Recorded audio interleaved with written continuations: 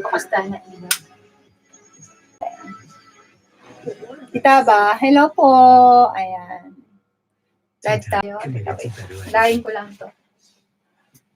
Ayan, oh my God. Ayan. Ayan siya. Ganyan siya kadami na. Ano yung ano? So, yung may magugustong mag-VIP in, sabi lang VIP in, and then pakibigay sa akin yung inyong details na gusto nyong makita. Ayan, habang nandito ako sa opisina ko. Daming trabaho, no? Mag-print pa ako. Ayan, doon sa 1 million viewers na naka-view, ayan, salamat sa iyo lagi. Ayan.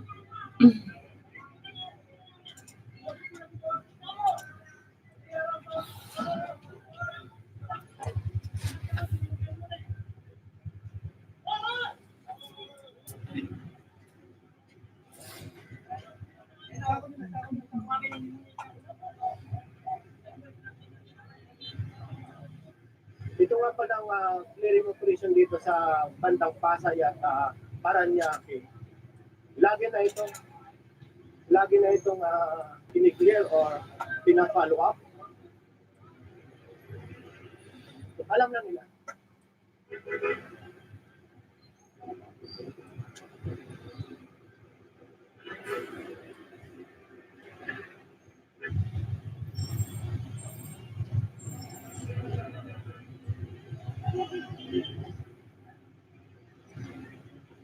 Dito na tayo sa kanto ng Quirino Highway, sa kanitong airport road.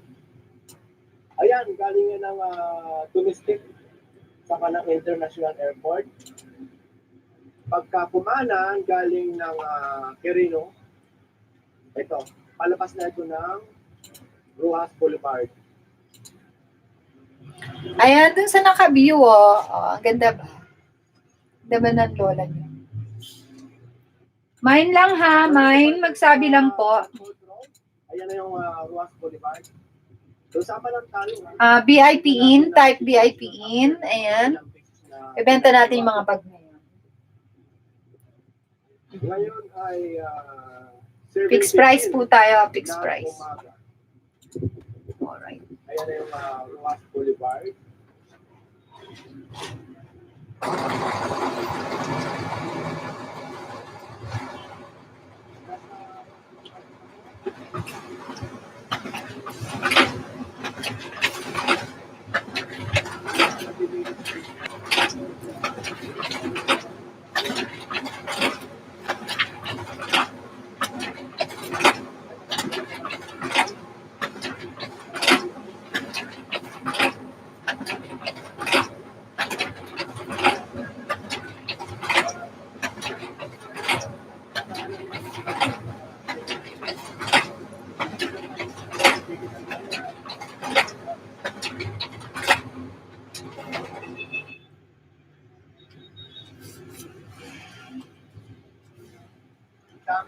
Dahil matitigitan. Bawal talaga dito eh. Pagka weekdays, bawal yan. Lahat ng mga nagpapark dito. Bukod lang dito sa harap ng simbahan. Tuwing Merkules, authorized sila mag-park dito ayon sa MMDA at lokal. Ayan o. Kanya-kanya silang pulasan. Gilid lang ito ng simbahan.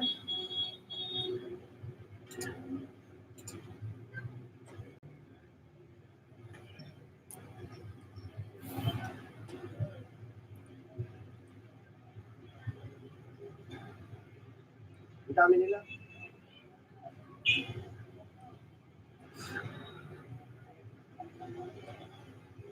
Nalampasan ng truck. Ayan, dito na talaga sila naguluto.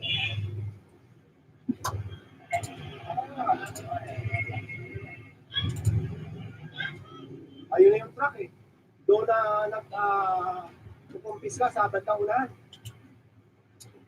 Ito nga pala yung hanap na simbahan. Ngayon ay Saturday. So kaya hindi masyadong busy. Pero pag Wednesday, dami tao dito. Ayan, baka naminis nyo na itong bakaran church.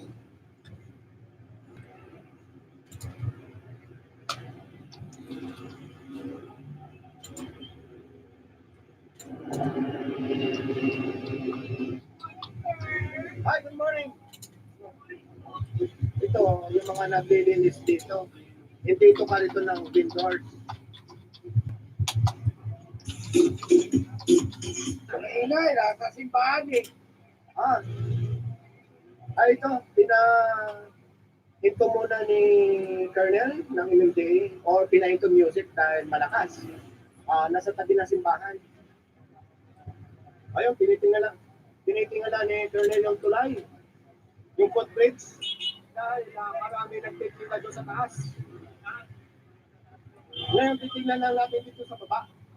Pag mayroong dala yung mga matang lawin, siguradong mayroon. Yun na. Hintayin natin kung may tilas na pababa. Ayun, may dala. May dalang mangilan-ngilan. Ayun, hinahabol pa. Hinahabol pa ng bidon.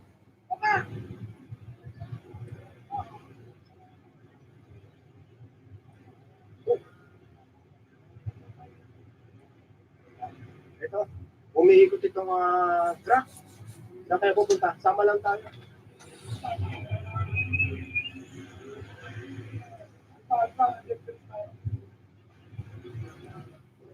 Ito, kaya pala nag-u-turn yung clearing operation dito pupunta sa Redemptorist. Ang oras ngayon ay alas 7:30 ng umaga or 7:30 a.m. Gilid lang ito ng simbahan. Ayan ang simbahan.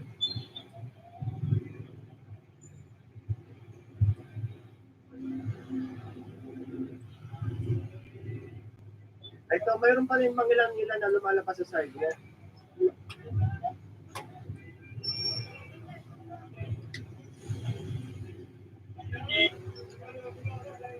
So, nandito na tayo sa kanto ng Electoris, sa kanto ng FP Harrison. So, galing na tayo dito kanina. Umikot lang.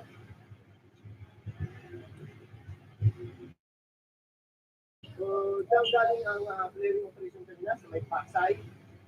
So, dito tayo lumabas kanina. So, malamang yung clearing operation dito doon. So, may hanggang tulo ng FP Harrison. Ito, diretso nga ng Harrison.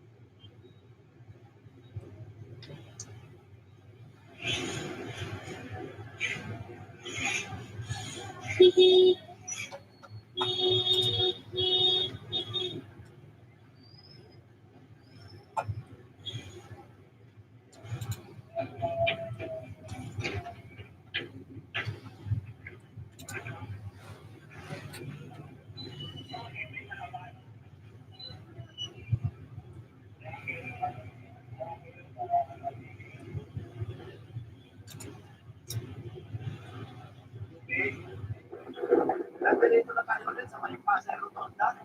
Tapos dito tayo nagsimula. Yan, kumaliwa yung clearing operation kanina. So ngayon, kakaliwa na naman.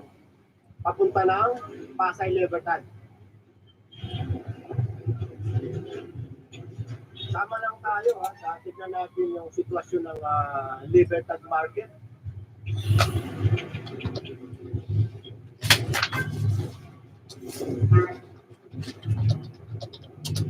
Ito lang.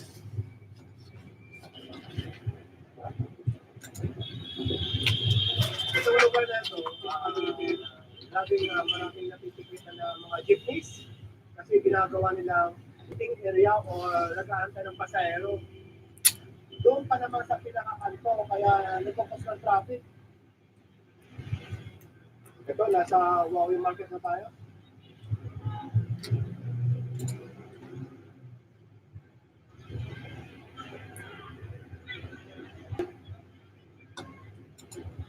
Yung last na follow-up clearing na MMDA dito, malinis. Dito may mangilan-ilan na bumabalik. So ayan.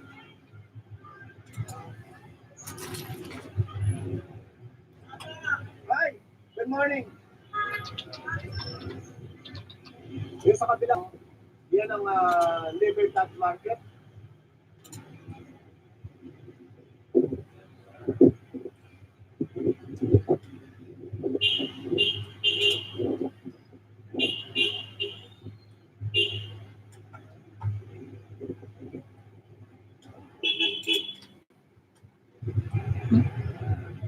Ay, naku. Nasa kabilang side tayo. Hindi natin makita kung ano ang kinukuha ng mga kapangyari dito. Daming isa pa.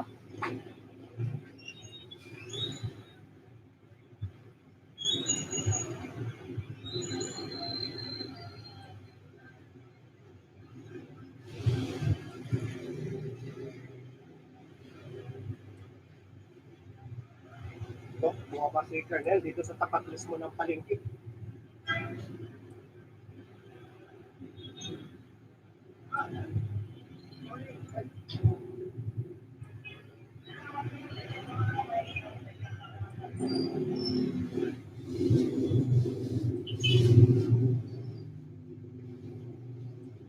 Yan sa dulo, yan sa una, yan ang Libertad Station.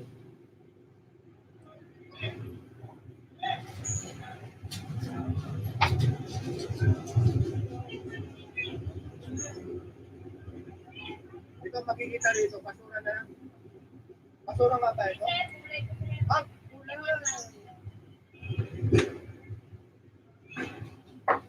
Ayan, pinapalo na naman ni Colonel yung hero at meron naman lumampas sa boundary.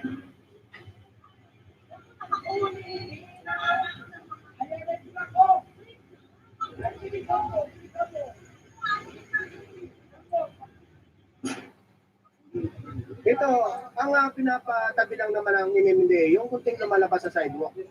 Para may padaanan lang naman yung mga tao. Ay, pakulat-kulat ng palala.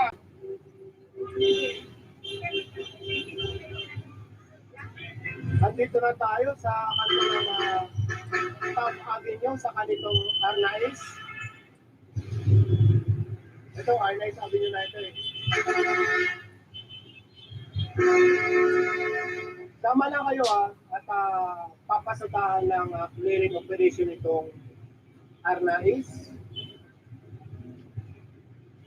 At ipapakita ko rin sa inyo yung kung gano'n lang kalaki ang pinagbago rito or walang pinagbago. Sa nakikita ko, bali walang nakaharang sa sidewalk.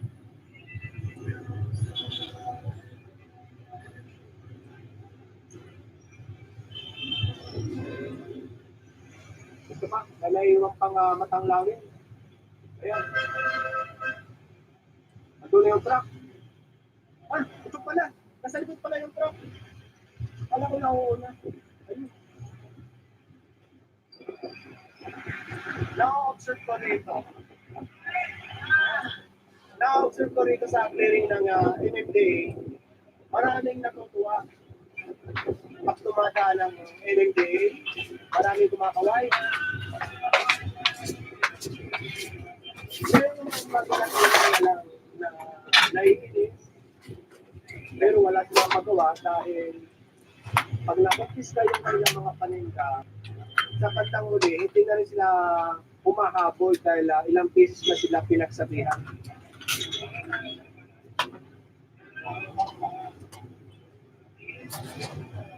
Kasi nauusipahan ko dito, sa tagal ng pagsasama natin sa clearing, naiinis na lang yung mga vendor, pero hindi nagagalit.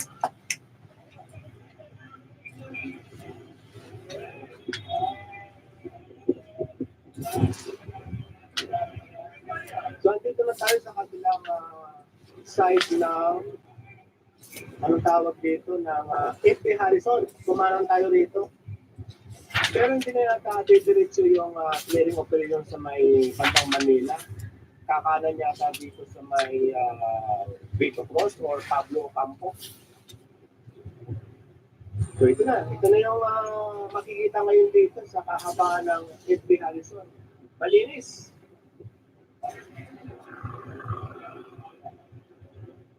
Sabi nga ni Colonel or ng NDA, papasahan din bata, mauubos din yan. Yung mga pasaway. Yun, ititikita na naman yung team. Nauuna na kasi sila eh. Yung mga nakamotor.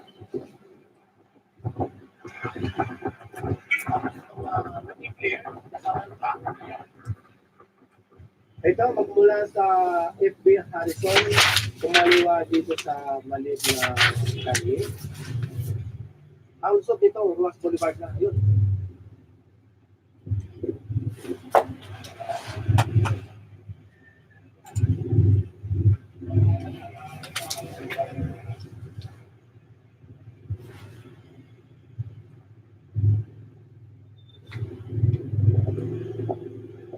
Ito, nasa service road tayo ng Ruas Boulevard. Nakikita niyo mga transition na yan, yun ang puwindi.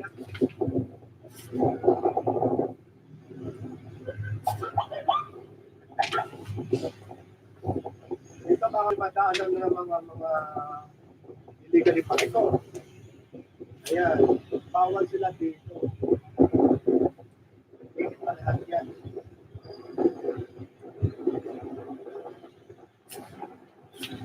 Ay, kasi may mga nakalagay na kasi ano dyan eh, no parking. Ang dami. Ayan, lahat sila. Yung isa, tatakas pa sana ay nakarang na. Kung mapapansin nyo, yung mga ibang nadadaanan natin, mayroong parking slot. Yun ay may mga bayan. Pero yan, walang buhit na mga parking slot. Yan ang mga illegally park. Bawal mag-park talaga dyan sa mga walang buhit. Ang location natin, malapit na tayo sa may Pedro Hill, papunta ng US Embassy.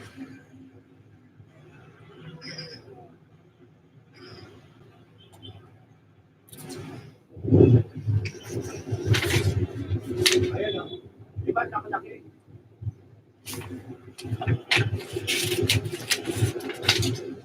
Ito yung Central Bank. Ito, kumanan sa ito, dito na tayo sa Pablo Campo. Ayan ang Central Bank.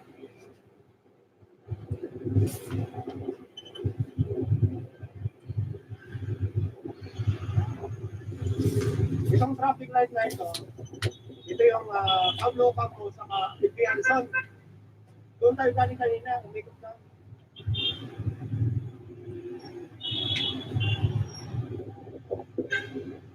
Ito yung Century Park Hotel. Sa harap yan, yung SM sa Harrison Plaza. Na kung saan, magsasara na yung mall na yun. Itong traffic light na ito, pag kumaliwa, yan na yung Adriatico. Ito, along Pablo Campo.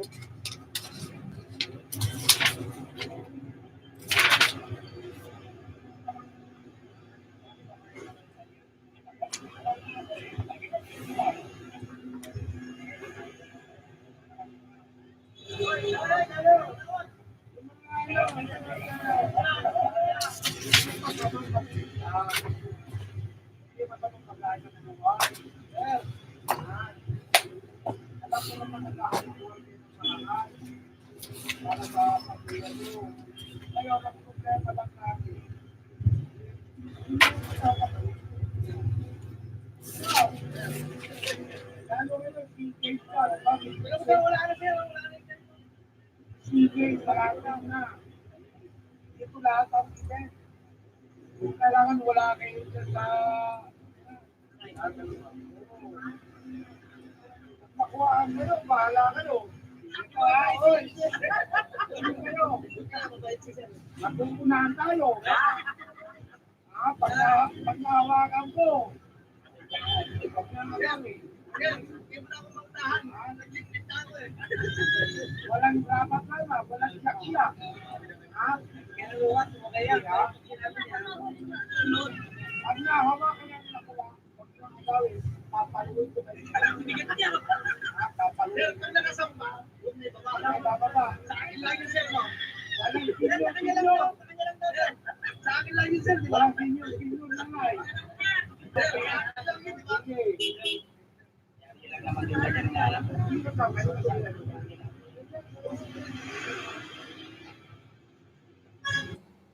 Whether today's the day you've been planning for, or the day you rewrite your business plan, Capital One works seamlessly with you, your partner, your advisor, your business bank, for whatever day today is. Pakishare ah. Pakishare naman. Thank you.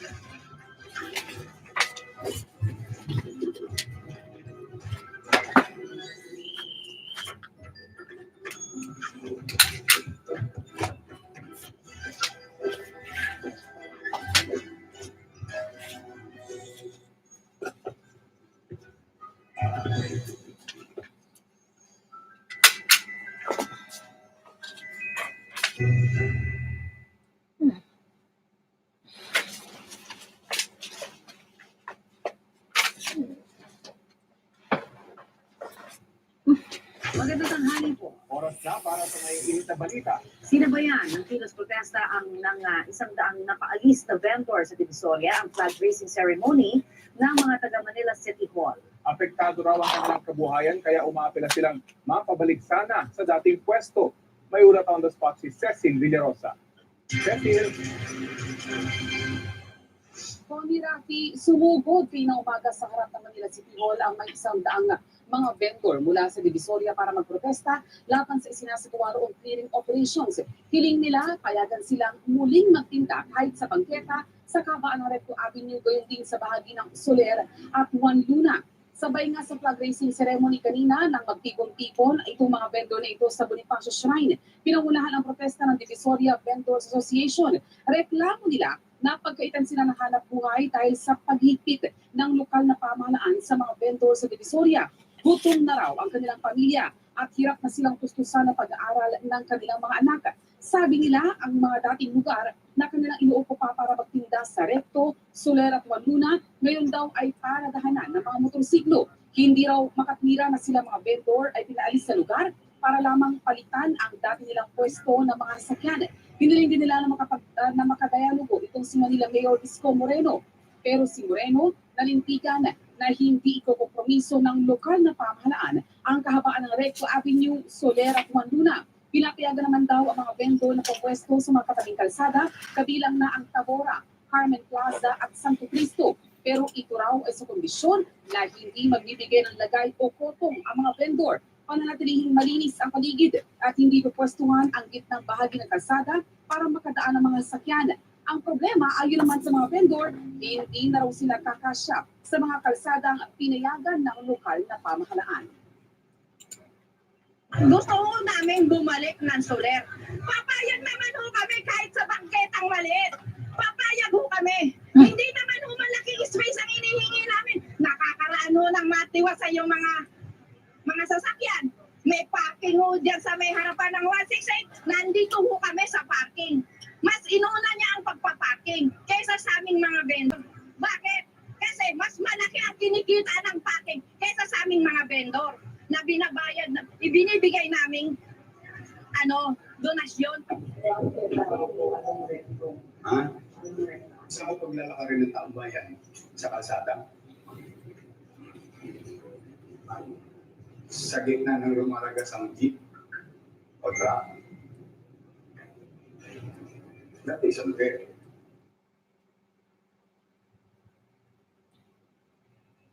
Connie Rafi, bukod nga sa mga pangunahing kalsada sa Divisoria, mahigpit din ang dealing nitong si Moreno na bawal din ang pagtitinda sa kahabaan ng Carriedo, gayon din sa kahabaan ng Blooming at live. Wala dito sa lungsod ng Maynila. Balik sa inyo, Connie Rafi.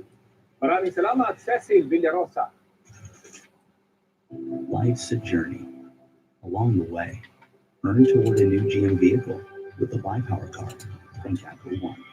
Because the most rewarding things in life are earned. Kinwestiyon ni Senador Bongo ang Commission on Human Rights kung bakit tila napakabait daw nito sa mga kriminal. Why are you so kind to animals? I mean, to criminals? Why does it seem that the CHR only focuses now on the due process rights of drug lords and ruthless criminals? Paano naman po yung inosenteng biktima ng mga kriminal nalulong sa illegal na droga? Sabi ni Go, sa deliberasyon ng budget para sa CHR, mas hinahabol pa ng CHR ang mga pulis na may napapatay sa mga operasyon at binabatikos pa ang Pangulo. Ang sabi naman ni Senator Panfilo Lacson na ipinagtatanggol ang budget ng CHR bilang Vice Chairman ng Finance Committee, nagbibigay atensyon ng CHR sa lahat ng biktima ng krimen. Hindi lang lahat ng ginagawa ng komisyon, inire-report sa media.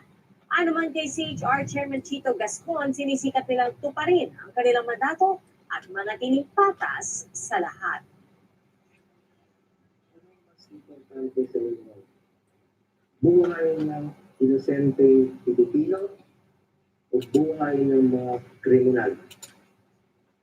Sangayon po sa mandato ng Commission on Human Rights, ang tungkulin po niya ay karapatan po ng lahat.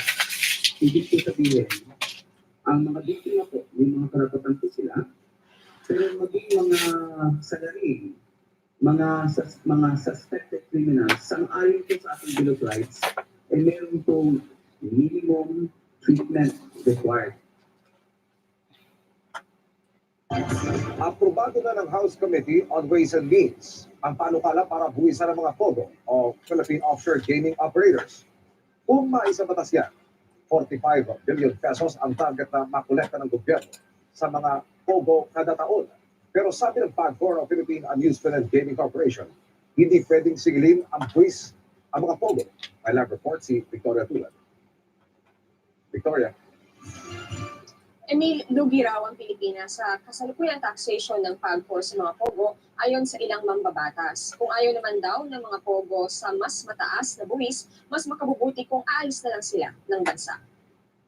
45 billion pesos kada taon ang target na makolekta ng pamahalaan kung maisabatas ang House Bill 5267 na magbubuwis sa Philippine Offshore Gaming Operators o POGO. Sa ilalim ng panukalang batas na inaprubahan ng House Committee on Ways and Means, magbabayad ang POGO licensees ng 5% franchise tax para magkaroon ng lisensya. Ang halagang mapokolekta, ibibigay ng PAGCOR sa Bureau of Internal Revenue. Mapapatawan naman ng 25% income tax ang mga POGO worker na kumikita ng 50,000 pesos kada buwan. Ayon kay Albay Representative Joey Salceda, may akda ng panukala, lugi ang pamahalaan sa kasalukuyang sistema dahil bukod sa mas maliit ang sinisingil ng PAGCOR, 10 lang sa 60 rehistradong POGO licensees ang nabubuwisan ng BIR. Ang 50 hindi rehistrado dahil nasa ibang bansa.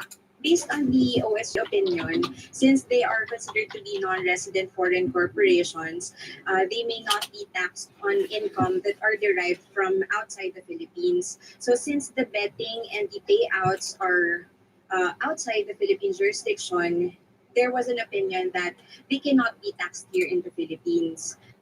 Banat ni Salceda at Senator Franklin Drilon, mali ang interpretasyon ni Solicitor General Jose Calida. They are making use of the workers here and the facilities here. So and therefore, there's basis that the part of that income is earned here. Naniniwala pa ako doon sa kasabihan ng ating pong minority leader. No bis, layas. Itong activities ng POGO is clearly taxable dahil po lahat ng mga activities ay nangyayari dito sa ating bansa. Hindi naman po sa labas. Ang betting dito sa atin, ang lahat po dito sa atin. Kaya ang taxable activity ay nasa loob ng ating bansa. Hindi po sa labas. Bagaman may agang-agang, suportado naman daw ng PAG4 ang House Bill 5267. Baka yung increased tax ay magkaroon ng epekto dun sa mga licensees natin ngayon na maaring kapag nakahanap sila ng jurisdiction who could offer better taxes, maaari po silang lumipat. We will submit our comments on the proposed measure. But as it is, we agree with the proposed measure. Pagdedebatahan pa sa senaryo ang panukalang batas, kailangan din gumawa ng Senado ng sarili nitong bersyon o kaya i-adopt ang bersyon ng Kamara bago ipadala sa Pangulo para pirmahan. Ang isa pang kailangang tutukan ay ang mga illegal na POGO licensees na ayon sa PAG4 ay mahigit 100 na. Bukod dyan, meron din ng mga POGO worker na walang kaukulang permit. 190,000 na mainland Chinese ang rehistrado sa DOLE. Pero base sa datos ng Bureau of Immigration, abot na sila sa 138,000. Kung natuloy ng ilang mambabatas, hindi nagagampanan ng PAG4 ang kanilang tungkulin. They are not able to regulate. But I can smell corruption in the POGO online gaming. We have been asking reports from the NBI and PNP with regard to these illegal online gaming operators. However, as at present, we do not have any updates from them. Emil, yung breakdown ng target na 45 billion pesos ay 20 billion pesos mula doon sa dagdag na franchise tax, 24 billion pesos naman mula sa dagdag na buwis doon sa sahod ng POGO employees at 1 billion doon sa corporate income tax. Emil? Tatlong punto. Una, ano ba ang batas ng Pilipinas pagdating sa paniningil ng buwis sa mga kumpanya na nasa labas ng Pilipinas nakabase, pero sa loob ng ating bansa ang mga aktibidades? Ang pagkakaalam natin, Emil, yung mga foreign-based companies na merong activity dito, gaya na lamang ng mga call center, ay nasisingil din ng mga parehong buwis.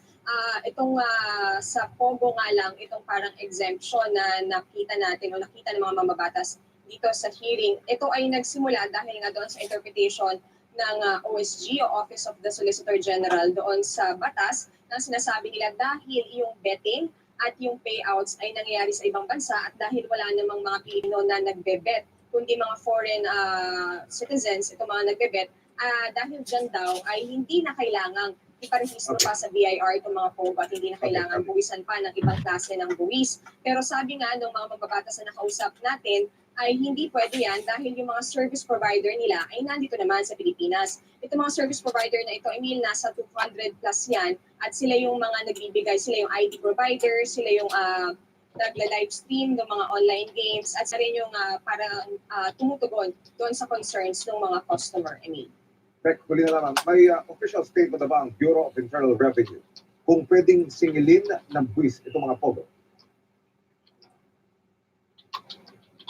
Sa ngayon, mini-maintain nila na wala silang kapangyarihan para nga singilin ng dagdag na buwis itong mga POGO dahil na nga rin doon sa policy ngayon, doon sa interpretation ng OSG na sinusunod ng PAG4. Kaya ang sistema ngayon, ang ginagawa ng PAG4, kumokolekta sila ng 2% na buwis mula doon sa GGR o yung gross gaming revenue ng mga POGO. At yung 5%, noong 2% na yun yung binibigay nila sa BIR, yun yung nare-remit sa BIR. So ngayon, nasa 400 million pesos lamang ang halagang yan. Pero kung maisa sa batas, itong House Bill nga ni Representative Salceda ay aabot sa 20 billion pesos daw yung makokolekta ng ating pamahalaan. Emil?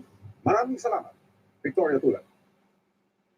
Kinwestiyon ni Senate Minority Leader Franklin Drilon kung bakit umabot sa mahigit 50 million pesos ang halaga ng cauldron o yung malaking kaldero na sisindihan sa opening ng Southeast Asian Games. Katumbas na raw ng pagpapagawa ng 50 classroom ang halaga ng cauldron. May report si Sergio Castillo. Ito ang official cauldron ng 2019 Southeast Asian Games na sisitihan sa pagbubukas ng palaro sa New Park City sa katapusan ng Nobyembre. May taas itong 15 metro, 3 metro naman ang lapad. Disenyo ito ng mamayapang arkitekto at national artist na si Francisco Bobby Manyosa. Pero para kay Senate Minority Leader Franklin Drilon, ito ang dapat na itawag sa cauldron. Extravagant, ang mahiwaga at pinakamalaking kaldero sa buong mundo sa ating kasaysayan ng ating bansa. Sa pagdinig kanina ng Senado sa panukalang 2020 budget ng Basis Conversion and Development Authority o BCDA na siyang nangangasiwa sa ilang venue ng 2019 SEA Games. Inungkat ni Drilon kung bakit umabot sa mahigit 50 million pesos ang halaga ng cauldron. Why did it cost 4.4 million to design a caldero? I suppose that was the charge of the very renowned designer. Is it true that the foundation of the caldero cost 13.4 million pesos? Yes, that's the document in front of me that I've been handed says, Your Honor. Cost of the construction of the caldero is 32 million. Kamahal naman na caldero ito. Ikinumpara pa ni Drilon ang cauldron sa gastos ng pamahalaan sa pagpapatayo ng mga classroom. Is that reasonable? And is that a correct prioritization? You have classrooms. Each classroom will cost 1 million, and just for the caldero, which will be used only once, we will spend 50 million. Si Senate Finance Committee Chair Sani Angara ang sumalang para sa panukalang budget. Paliwanag niya, nasa ilalim ng budget ng Philippine Sports Commission at hindi ng BCDA ang pagpapatayo ng cauldron ng 2019 SEA Games. What the government was really envisioning was to, do a really impressive hosting of the games and showcase the Philippine ingenuity. Para sa taong 2020, aabot sa 188 million pesos ang pondong kakailanganin para sa maintenance ng sports facilities na gagamitin naman sa 2019 SEA Games. Tanong ni Senator Drilon sa BCDA, pagkatapos ng mga palaro, matitiyak ba na may pakinabang pa ang mga pasilidad na ito? Ang BCDA, kumpiyansa na mababawi ng gobyerno ang gastos sa pagpapatayo ng sports facilities. Balak daw paupahan ng mga ito ng pangmatagalan para gamitin sa sports at iba pang international events. We need these facilities desperately, and we are working with the best in the world in order to ensure that they are sustainable and we continue to benefit from them years to come. I do not believe that it is doable. Maghahain ng resolusyon si Senator Drilon para imbestigahan ng Senado ang mga gastos ng gobyerno sa 2019 SEA Games. Cedric Castillo, GMA News. If you are passionate about technology, power, cars, which is the road for you? Get a college degree in automotive and diesel, working alongside our top partnership manufacturing programs. Learn the skills to diagnose, repair, and maintain vehicles. Our small class sizes and hands-on training is what leads you to success. Don't just drive it, be driven by it.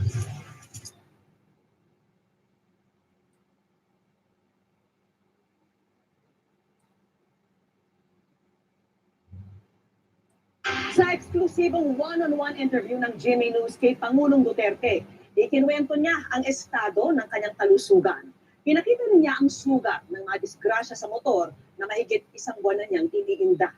Nakatutok si Marisol Abduraman. Habang nasa ipapawid sa kanyang eroplano papuntang Davao, ipinakita ni Pangulong Duterte ang tinumo niyang sugat matapos sumedlang sa motorsiklo noong Oktubre. This is what really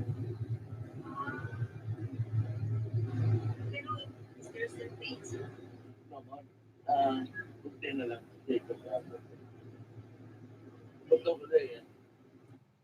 Pero sa kabila ng aksidente na naging dahilan ng pananakit ng kanyang likod at biglaan niyang pag-uwi mula sa Japan, wala raw balak na tumigil sa pagmumotor ang Pangulo. Hindi ba inabot na kayo Magmotor ako. Pag-usapan mo nila-inday. Kumusta na nga ba ang kalusugan ng ating Pangulo? Ang presidente, matanda na. Huwag kayong magtanong kung ang presidente may sakit pa. Lahat ng sakit nandito na sa akin kasi matanda na nga ako. So, it would be a stupid question kung sabihin mo, okay ka ba, presidente?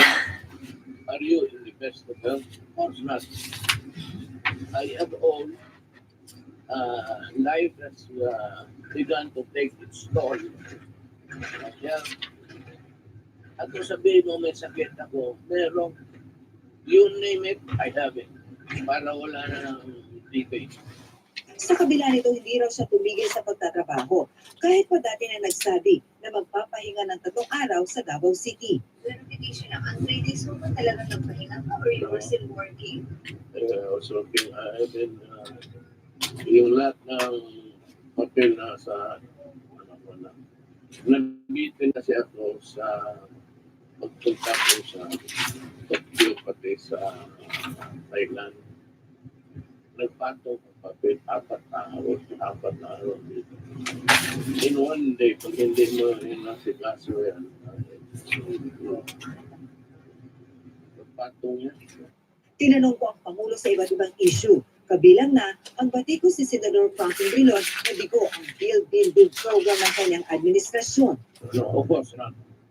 You can see for yourself, ilang airport, kaya na you travel around, look at Luzon, look at the stretch. Yung mga... Order na akong pagkain. Japanese tayo, Japanese.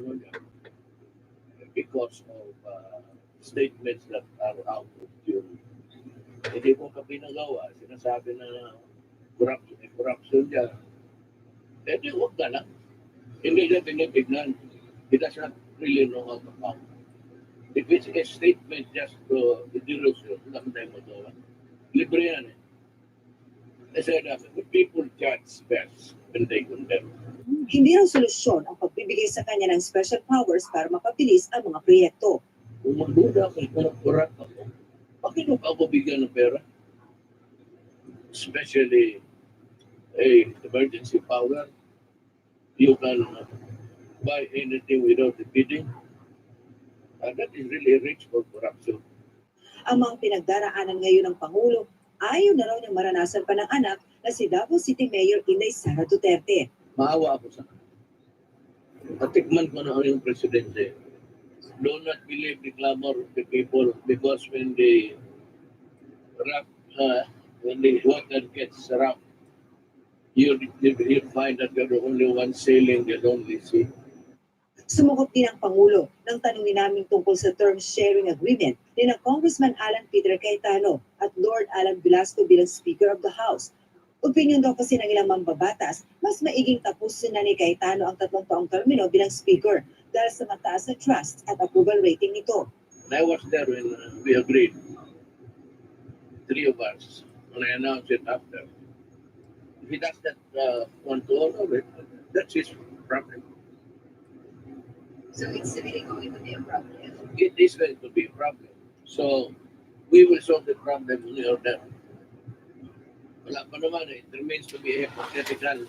Balik Maynila ng Pangulo kagabi para dumalaw sa buro ni Elizabeth Gokongwei, ang byuda ng negosyanteng si John Gokongwei. Gaya ng kanyang ginawa nitong nakaraang linggo, pinag-iisipan daw ng Pangulo ang muling pagtatrabaho dito sa Davao City, bagamat hindi naman daw nababawasan ang kanyang trabaho. Usulan rin yung kinakaharap kahit paano raw nakakapagpahinga siya dito sa kanyang hometown. Mula rito sa Davao City, Marisol Abduraman, nakatuto, 24 oras. 90% of women have a skincare routine, but what about a lip care routine? Pay your lips some attention. The Chapstick Total Hydration Collection. Exfoliate, nourish, naturally enhance your lips. Chapstick, put your lips first.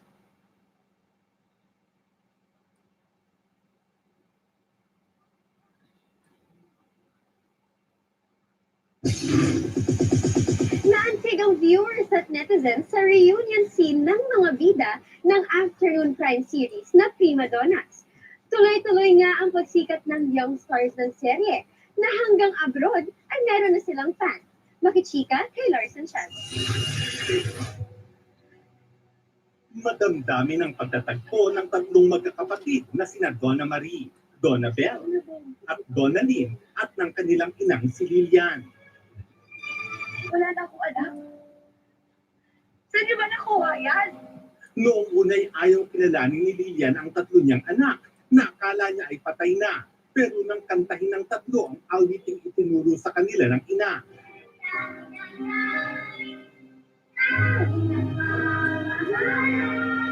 At ipakita ni Donna Marie ang pintas na inihabilin sa kanya ni Lilian. Naniwala na ang ina kaya't muli silang nagsama-sama.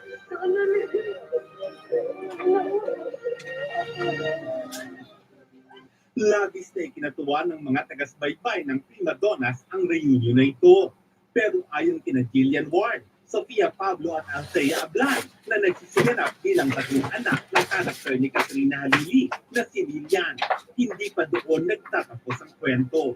May kilala na natin ang tatay, totoo naming tatay. At kung mabubuo na po ba sila o maglalayo-layo na naman sila, ano po mangyayari sa buhay na naman ng magkakapatid. At syempre po kung ano po mangyayari kay Brianna pagkatapos po mag-booking, kung mapapalayas po ba siya or magsistay pa rin po siya. Hello! Ayan, dalawa na kayo naka-view. Isa sa inyo gustong magpa-assist. Important, very important. Ayan, ikaw assist ko. Ibig sabihin VIP. Ayan, sabi lang ha kung ano yung gusto nyo. Wait Ako, hindi lang po ako pati po yung show, pinapanood po nila. Sobrang saya kasi like yung sa mga Facebook nakikita ko lang na thankful daw sila sa akin.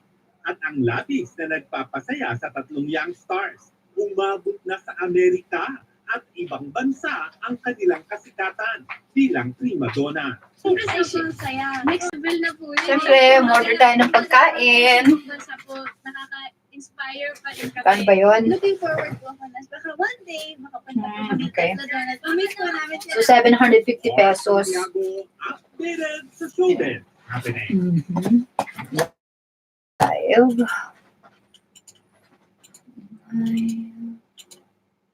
And log out. Ayan. Nabusog ang team abroad sa Dubai. Sa 1,100 tuwang hatid ng Itbulaga Dabarkat. At tawanan at kulitang hatid nila sa mga homesick nating kababayan, tinutukan ni Nelson Canla.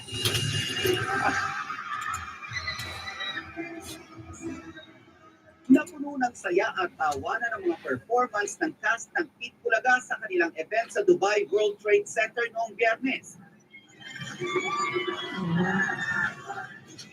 Dumagsa rito ang ating mga kababayang nasa Dubai, pati na rin mula sa iba't ibang panig ng mundo. Nagtatrabaho ko dito for 10 years at never pa ako nakakita ng ganito kahabang pila ng mga Pilipino para manood ng isang event. Ang Itbulaga po talaga, sobrang po talaga silang iconic even noong time. Ayan, baka gusto niyo bumili ang Skin Magical. Pagsasama ng tambalang Alta ni Alden Richards at May Mendoza sa isang dance performance.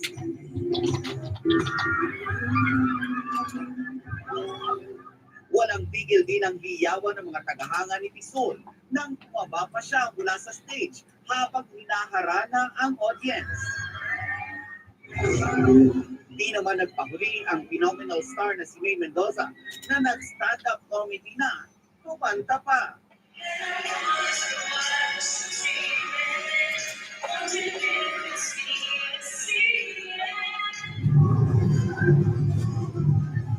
Ginagiliwan din ang mga performance ng iba pang Dabarkats na sina Pauline Luna, Alan Kay, Riza May Dizon, Baby Baste, Vic Soto at Joey De Leon. Sana po'y mapamadalas ito Dubai for now. Pero we'll see you again. Sa lahat ng Dabarkats na nakasama natin ngayong gabi dito sa World Trade Center sa Dubai. Maraming salamat. Sana'y nag-enjoy kayo. At dahil malapit ng magpasko, pinaramdam din ng Dabarkats ang Christmas spirit sa mga Pinoy abroad sa isang awitin. Nelson Canlas, updated sa Showbiz Happenings. Magandang balita po sa mga benepisyaryo ng PAGCOR, ibinalik na nila ang pamimigay ng walk-in financial assistance na ipinahinto kamakailan ng mabistong may umaabuso rito. Pero may ilang sumama na ang loob dahil ang ilan kasi namatayan na ng kaanak pero hindi na raw naabutan ng tulong. Nakatutok si Maki Pulido. Lumuwas kahapon mula Isabela si Rovilin para humingi ng tulong sa PAGCOR para sa pagpapadialysis ng asawa. Nagamit na kasi nila ang mga libreng dialysis session ng PhilHealth, kaya ngayon kailangan na nilang magbayad ng 2,850 per session. Kung wala silang makuhang tulong, Papabawasan lang siya ng imbes na 3 times, magwa 1 a week na lang siya. mabuti na lang nang lumuwas si Robin, itinuloy na ng PAGCOR ang pagtanggap ng walk-in financial assistance. Pansamantalang itinigil ito noong Huwebes matapos magbisto ang mag-asawang nakakuha ng hindi bababa sa 60,000 piso batay sa mga peking papeles. Para lang hindi mahirapan ang humihingi ng financial assistance, itinuloy na ito habang iniimbestigahan ang kaso. Kailangan lang itaan muna sa PCSO ang mga dokumento dahil sila raw ang may kakayanang tignan kung peke ba o hindi ang mga dokumento. Pag chinek namin, we submit the list to PCSO, Si Jimmy Bondo. sila ang magbe-verify na dumaan na yan dito, ito hindi, ito oo, ito hindi. At yung mga dumaan na sa kanilang verified case, yun ang matutulungan. Pero sumasama na ang loob ng ilan sa tagal ng dating ng tulong. Si Lola Natividad noong Hunyo pa nagsumite ng mga papeles. Huwag na lang nila paasahin pabalik-balik kami dito. O para kung wala na lang. Hindi yung aasa pa kami, wala naman makuha. Noong nakaraang Mayo naman humingi ng tulong si Aling Melba para sa anak na may meningitis. Handa na raw ang cheque niya kaninang umaga. Pero namatay na ang kanyang anak noong Hunyo. Yung mga utang namin gastos. Hanggang ngayon, binabayaran pa rin po. Sabi ng PAGCOR, inabutan kasi ang mga request na ito ng election ban. Bawal iproseso dahil yung pagtanggap ay hindi naman processing. Pero siyempre, nung na-receive natin, tapos matapos ang eleksyon, ilang buwan yun, kailangan i-re-verify namin. Aminado ang PAGCOR, kulang sila sa kapasidad para iproseso ang walk-in financial assistance. Kung dati raw kasi 5 hanggang 10 aplikasyon lang ang natatanggap nila, ngayon umaabot na sa 200 kada araw. Nakipulido, nakatutok, 24 oras. Dagdag ningning sa Christmas tree lighting sa San Jose del Monte, Bulacan, ang Final 4 na katatapos lang na Starstruck Season 7. At nakatutok si Rar Santiago. Hindi pa man naiilawan ng Christmas tree, ay napuno na ng awitan ng Christmas carols ang paligid mula sa iba't ibang choir group ng lungsod. Hindi magkamayaw ang mga tao sa countdown pa lang. Kaya nang sindihan na ang Christmas tree, 3, 2, 1! Ang Christmas tree ay napapalamutian ng mga kulay rosas na kampana at mga ribbon. Lalo namang tinasaya ang okasyon ng Final 4 ng Starstruck Season 7 na sina Kim De Leon, Shane Saba, Allen Ansay at Lexi Gonzalez. Naroon din si Itbulaga Bay, Joel Valencia. Ang mga kapuso stars na ito ang napiling katuwang ng mga opisyal ng lungsod dahil bagay raw sa mga kabataang bituin ang theme ng Christmas tree lighting na Bully-Free Christmas. Super close po kami mga ka-co-stars na po. Tapos lalo na po yung Final 4 kasi matagal po talaga kami nagsama. Kaya masaya po talaga na nandito po kami ngayon. Yes, first time din po namin makapunta sa mga Christmas lighting, Christmas tree lighting event katulad ng ito. Nakadagdag naman sa saya ng pagpapailaw ng Christmas tree ang tiyangge kung saan makakabili ng mga murang damit at ito pa kagamitan. Lars Santiago, nakatutok 24 oras. Red Lobster's weekday win menu has something new. Introducing Pick 2 Tuesday and enjoy a different deal every weekday, like Endless Shrimp Monday, 4-course feast Wednesday, and more. Just $15 till 6 p.m. It's 5 days, 5 deals, $15. See you before 6.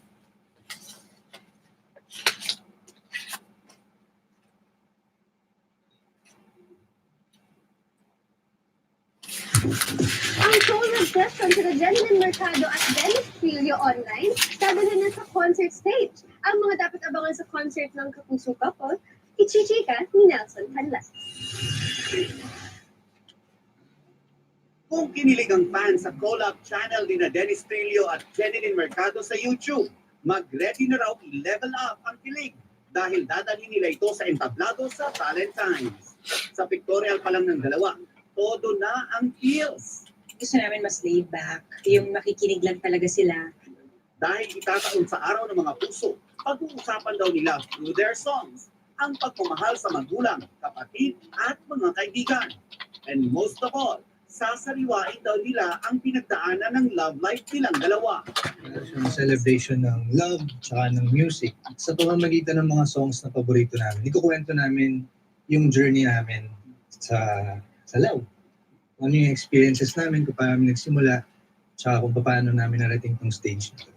Mag-ready na rin daw mapatropa sa kanilang song list. Ang daming magagandang kanta na nakalimutan na natin dahil ang dami ng mga bagong lumalabas, di ba?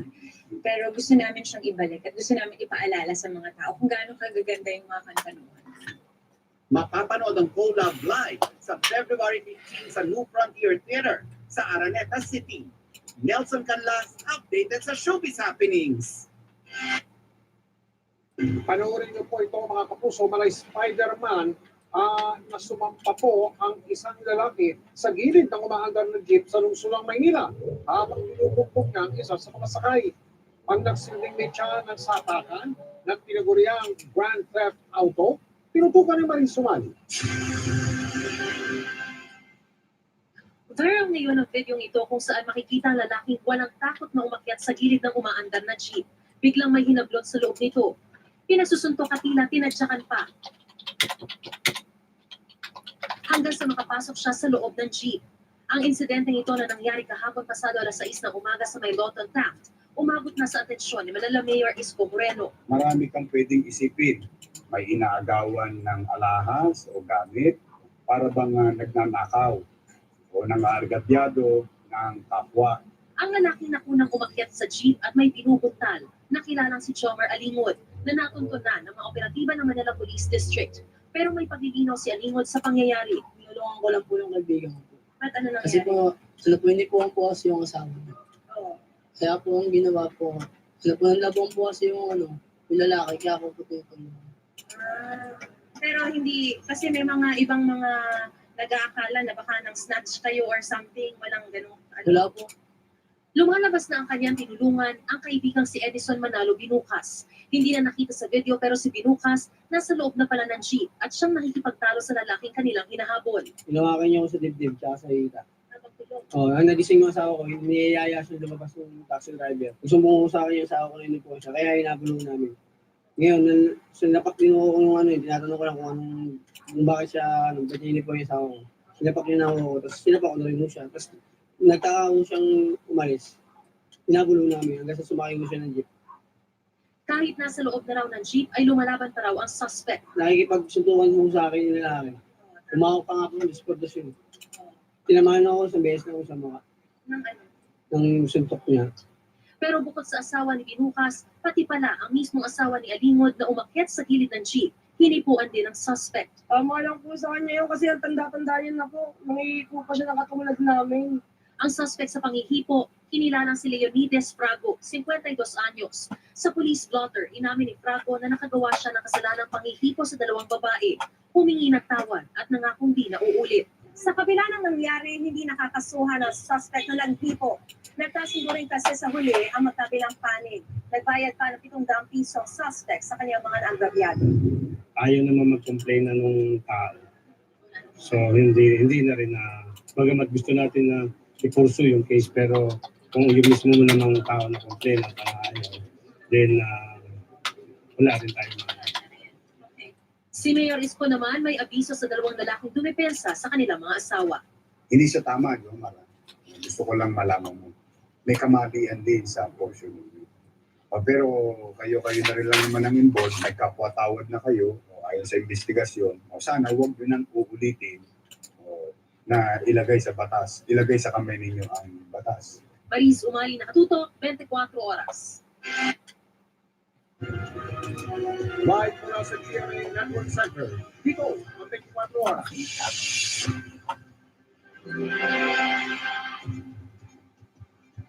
Magandang gabi Luzon, magandang gabi Visayas, magandang gabi Mindanao.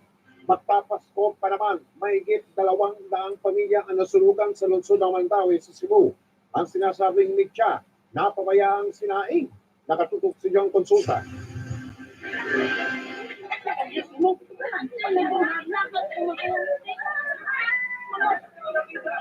Kanya-kanyang selva ng gamit ang mga nasunugan sa Sitio Pilapil, Barangay Kasuntingan sa Mandaue, Cebu. Ang kurente ba? Ang ilan wala nang nagawa kundi umiyak habang tinutupok ang kanilang bahay.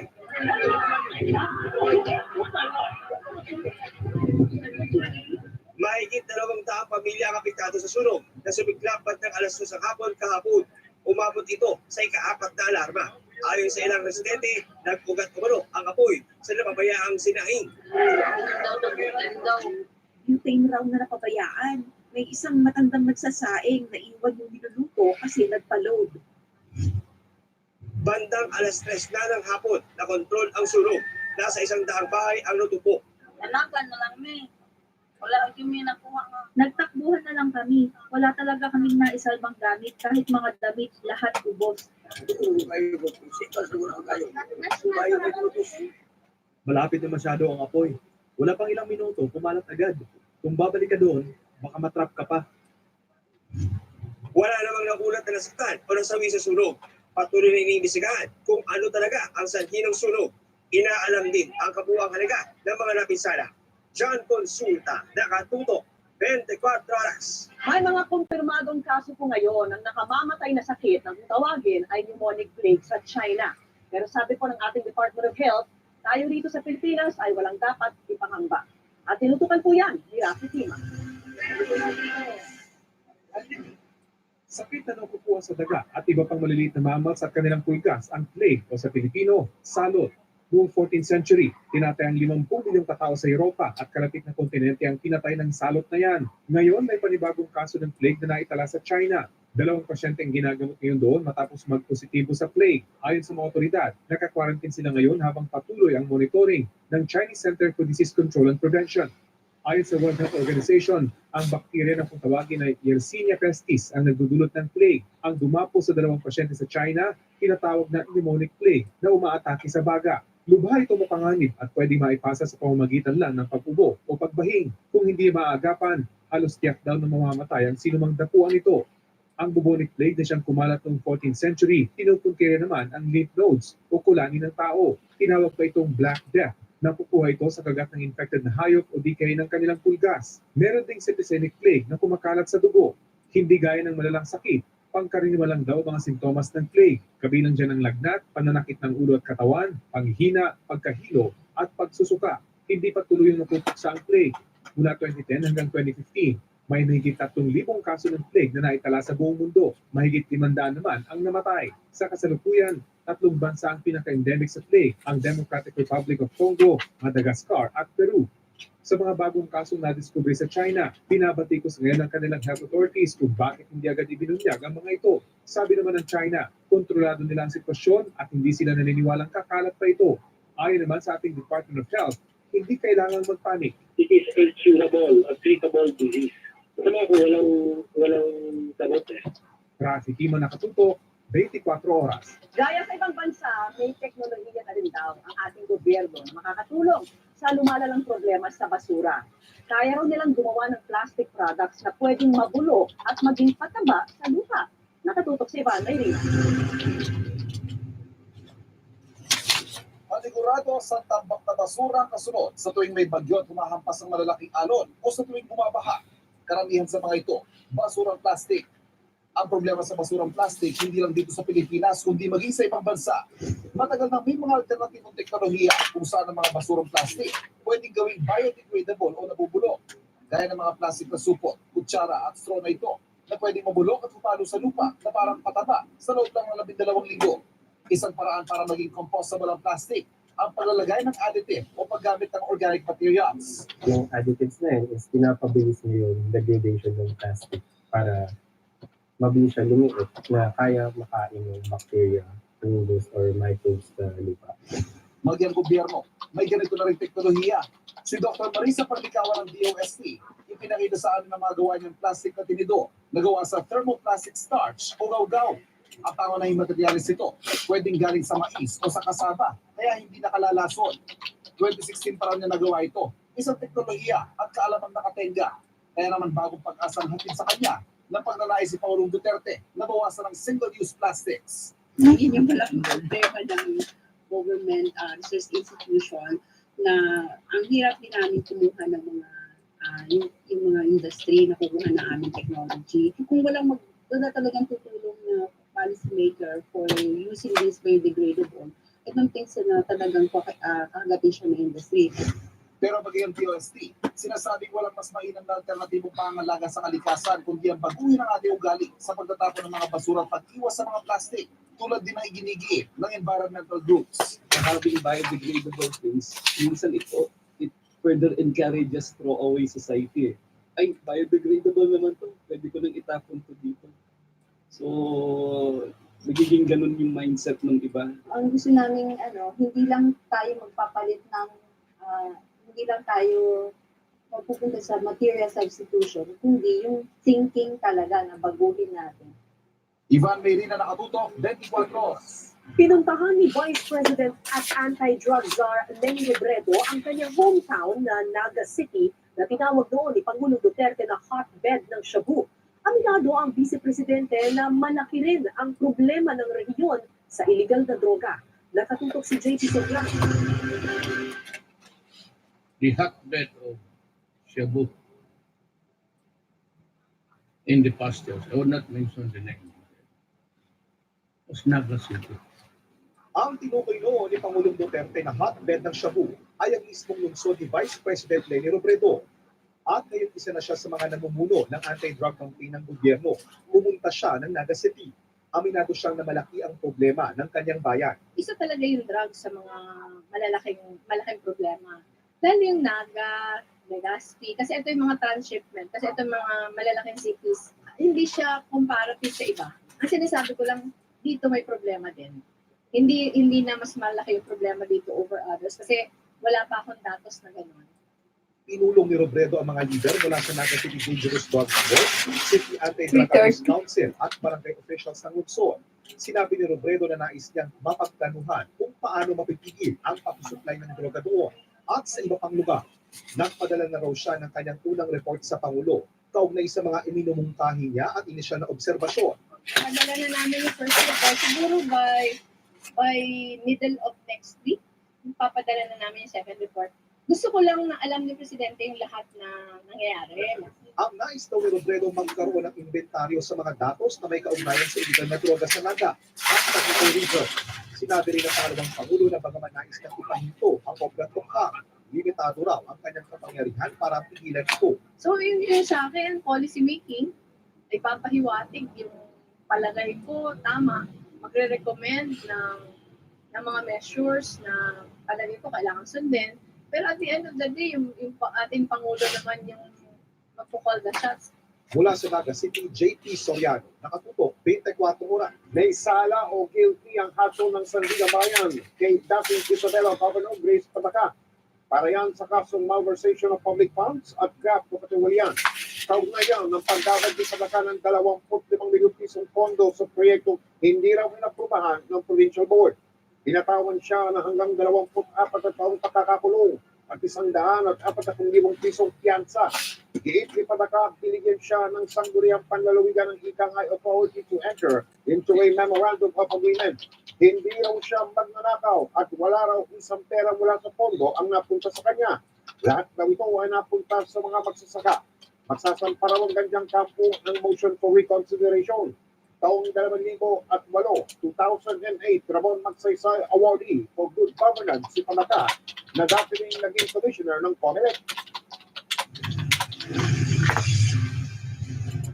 Arestado ang isang lalaking nagnakaw ng sasakyan at kumanay pa ng pera mula sa 2 gasolinahan ng Tipolo. Ang sospek kaya nila doon gumagamit ng droga. Nakatutok si Emil Sumangil. Pagdating ng nakatricycle na salarin sa gasolinahan sa Antipolo, nakipag-usap agad siya sa kahera at nagsabing bibilhin niya ang isa sa mga ibinebentang sasakyan na nakaparada. Nagduda na raw ang kahera kaya lumabas na ito at naghanap na ng mapagsusumbungan. Dito na sumali siya sa salarin at tinangay ang laman ng kaha. Pagkatapos, kumuha siya ng susi sa kabilang opisina. Sinusiya ng kotseng nasa dulo saka umalis. Sunod niyang pinasok ang isa pang gasolinahan na hindi kalayuan. May nagpakilala na anak ng mayari. Paano po siya nakapasok doon sa mismong kinalagyan ng pera? Asa po yung nagpumikit na pumasok. Bukod sa laman ng kara, tinangay din ng salarin pati power tools at nagpapuntak pa bago umalis. Naispatan ang nakaw na sasakyan, 3 oras ang lumipas sa area pa rin ng Antipolo. Yung sasakyan ay pumasok sa isang subdivision sa barangay San Isidro, Antipolo, Rizal. So doon nga, agad naman natin na-corner yung suspect kaya hindi na siya nakalaban sa atin. Arestado ng PNP CID at Antipolo Police ang suspect na si Steven Dinas Rodriguez, 22 anyos. Oh my God. Totoo po ba ito? Hindi. Totoo po. Inaamin niyo po? Bakit niyo po ito nagawa, sir? Ano nila? Ito pong krimen. Krimen? Wala akong ginawang krimen. Ano yung inaamin mo? Inaamin ko na wala akong kasalanan. Aminadong drug dependent ang suspect na bigla na lang bumagulgol sa kalagitnaan ng interview. Ang hirap makisama dito. Gusto na ako kasi pamilya ko, di mo na ako. Kinasuhan na siya ng robbery at carnapping. Solve daw agad ang krimen basta maagap at makikipagtulungan ang publiko. Pagmatag tayo sa ating kapaligiran. At yung mabilis na pag-report, sa gayon, mabilis din yung pag-responde ng ating mga kapulisan. Emil Sumangil, nakatutok, 24 oras. Mga kabata, maano matanda, marami po ang nangungumaling sa paggamit ng social media. Kaya isang panukalang batas ang inihain sa Kamara para limitahan ang paggamit ng mga bata ng social media, gaya po ng Facebook at Instagram. At nakatutok si Sandra Ginal. Aktibo sa Facebook at Instagram si Emma, hindi niya tunay na pangalan. Nahimok daw siya mag-social media ng kanyang mga kaibigan. Hindi po sa mga kaibigan. Kapag minsan po kasi naipinabasa nila yung mga nakakatawang video. Tulad po ng basketball. Kaya po yung idol ko na vlogger din po. Ang problema, 11 years old pa lang si Emma. Gayon parehong may polisiya ang Facebook at Instagram na 13 years old pataas lang ang pwedeng magkaroon ng account. Hindi sinabi ni Emma ng kanyang tunay na edad na gumawa siya ng account. Ang tulad ni Emma ang gustong maprotektahan ng House Bill 5307 ni Representative Danilo Fernandez. Kung maisabatas ito, obligado ang mga social media companies tulad ng Facebook na maglagay ng takdang edad na papayagang gumamit nito. Dapat din magbigay ang mga kumpanyang ito ng sapat na notification o pasabi sa mga idineklarang magulang ng bata. Ipagpabawal din ang pagkolekta ng social media sites ng personal at location information ng bata nang walang pahintulot ng magulang. Nais din palimitahan sa 30 minutes kada platform ang paggamit sa isang araw. Maaari daw baguhin ang limit pero gagawin ito ng user linggo-linggo. Maaari rin maharap sa kaso ang lalabag. Sa gayon, may mekanismo ng Facebook na isumbong ang isang underage user. Ang ina ni Emma na si Candy, ginagabayan naman daw ang anak sa paggamit ng social media.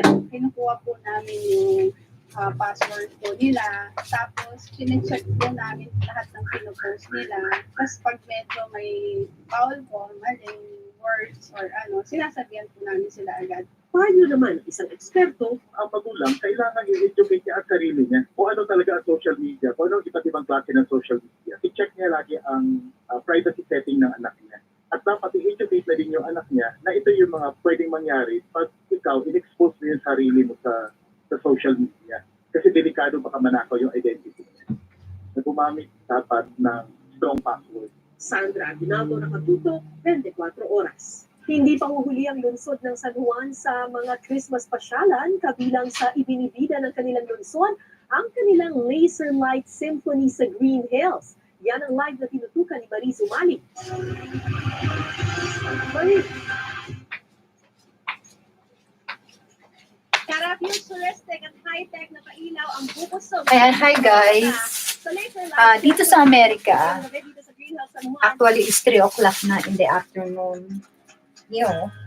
So, dito, uso dito yung mga tanghalian ka ng alas 3. Alas 2, actually alas 2. So, medyo late na ako pumasok.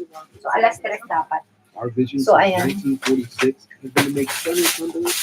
So, order ako naghalagang 750 pesos.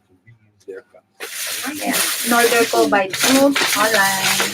Ang galing, no? Galing talaga ng mundo ngayon. Itong in-order ko ay last. So, peso promo. Kailangan may certain time, kailangan umorder ka in the certain time. So, muna natin ito. They can make it easy for you to make a difference. Made for you to order right now at Turvis.com. Turvis, made. So, ayan, meron siyang kasamang soup. Ito yung tinatawag na miso soup. May kasama siyang salad. So, sa 750 pesos, syempre, kanin. Syempre, Asian tayo, di ba? Bakit may kanin? May extra kanin? Ito yung sauce. Parang, tapos, siyempre na may ganito rin. Kasama siya chopstick. Thank you, Lord. Kasi nakakain ako ng order. Ayan. Tapos, kasama kutsara, syempre. Kung hindi marunong mag-chopstick yung bumili, di magkukutsara siya ngayon. Syempre, magkasamang kahon. Ayan. Ito yung order ko. So, shrimp tempura and vegetable tempura. Ayan. May kasama siyang California roll and orange. So, ito yung 750 pesos. Diba? Hindi na masama. So, kaso syempre, yung 750 mo, kung magluluto ka, siyempre, mas makakamura. Pero, dahil busy ako sa office ko, kain tayo. Naging panaunin sa pagkakailaw sa San Juan Mayor Francis Zamora. Lahat ng ito, masasaksihan habang nag-e-enjoy ang mga mamimili sa Christmas Night Market. So, hindi nyo makikita. Ito para sa mga gusto makapamigay ng mga panregalo, pero busy sa trabaho. Lalo kasi ito hanggang mating gabi. Actually, ayaw ko yung salad nila. Mamaya ko na lang ito kakainin. Actually, mamaya ko na lang ito kakainin. Sa plastic. So, ngayon pala ako magdi-dinner. Ayan, so miso soup muna. Ay, magdi-dinner, magla-lunch. Lunch to around 3 o'clock. 3 o'clock lunch. So, gusto ko kumain ng kasi malamig ngayon. Lalo silang nasabik na bisitahin sila ng iba't ibang mga superhero, gaya ni Iron Man, Captain America, Spider-Man at Black Panther. Umexya na rin si Thanos. Dahil Wonderland na tema, nag-enjoy din bilang ang mga bata, kundi mga young at heart sa giant share. Tuwing Sabado ay pupunta at uupo dito sa Santa Claus para makipag-meet and greet naman sa mga darayong bata. Green Hills? Kara bukas ang Laser Live Symphony mula alas 6 hanggang alas 10. Gabi-gabi na yan. Mula ngayong gabi hanggang sa January 5, 2020. At bukod sa mga laser light show na ito, ay meron ding mga banda na tutugtog mula bukas. At ang pinakamasaya sa lahat ay libre po ito. At bukod sa mga kasiyahang ito, ay syempre, meron din silang simbang gabi sa kanilang Chapel of the Holy Family mula December 15 hanggang December 23 na yan. Kara, kaya punta na kayo rito sa Laser Light Symphony sa Green Hills. Balik sa Kara. Maraming salamat sa iyo, Mariz Umali. Matapos magpahinga ng 3 araw, binisita ni Pangulong Duterte ang burol ng mga sundalong nasawi sa enkwentro kontra NPA sa Borongan, Eastern Samar nitong Lunes. Borongan? Eksklusibong nakasama ang GMA News sa pakikiramay ng Pangulo sa mga kaanak ng mga sundalo na nakaburol sa Camp General Vicente Lucban, Catbalogan City, Samar. Re-responde sana noon ang mga sundalo sa sumbong ng mga sibilyan na may mga nangingikil umano sa mga magsasaka sa barangay Pinanagan at mga katabing barangay nang magkabakbakan sila ng mga miyembro ng Wala naman NPA. Pinarakalan ng Order of Kalasag ang 6 na nasawing sundalo. Binigyan din ng pinansyal na tulong at cellphone ang kanilang mga nauliya. Kinamusta rin ng Pangulo ang ilan sa 20 sugatang sundalo. Ginawaran naman sila ng Order of Lapu-Lapu at Order of Kampilan. Matapos sa Catbalogan, dumiretso sa Tacloban ang Pangulo para kumustahin ang iba pang mga sugatang sundalo na mas malukha ang tinagong pinsala.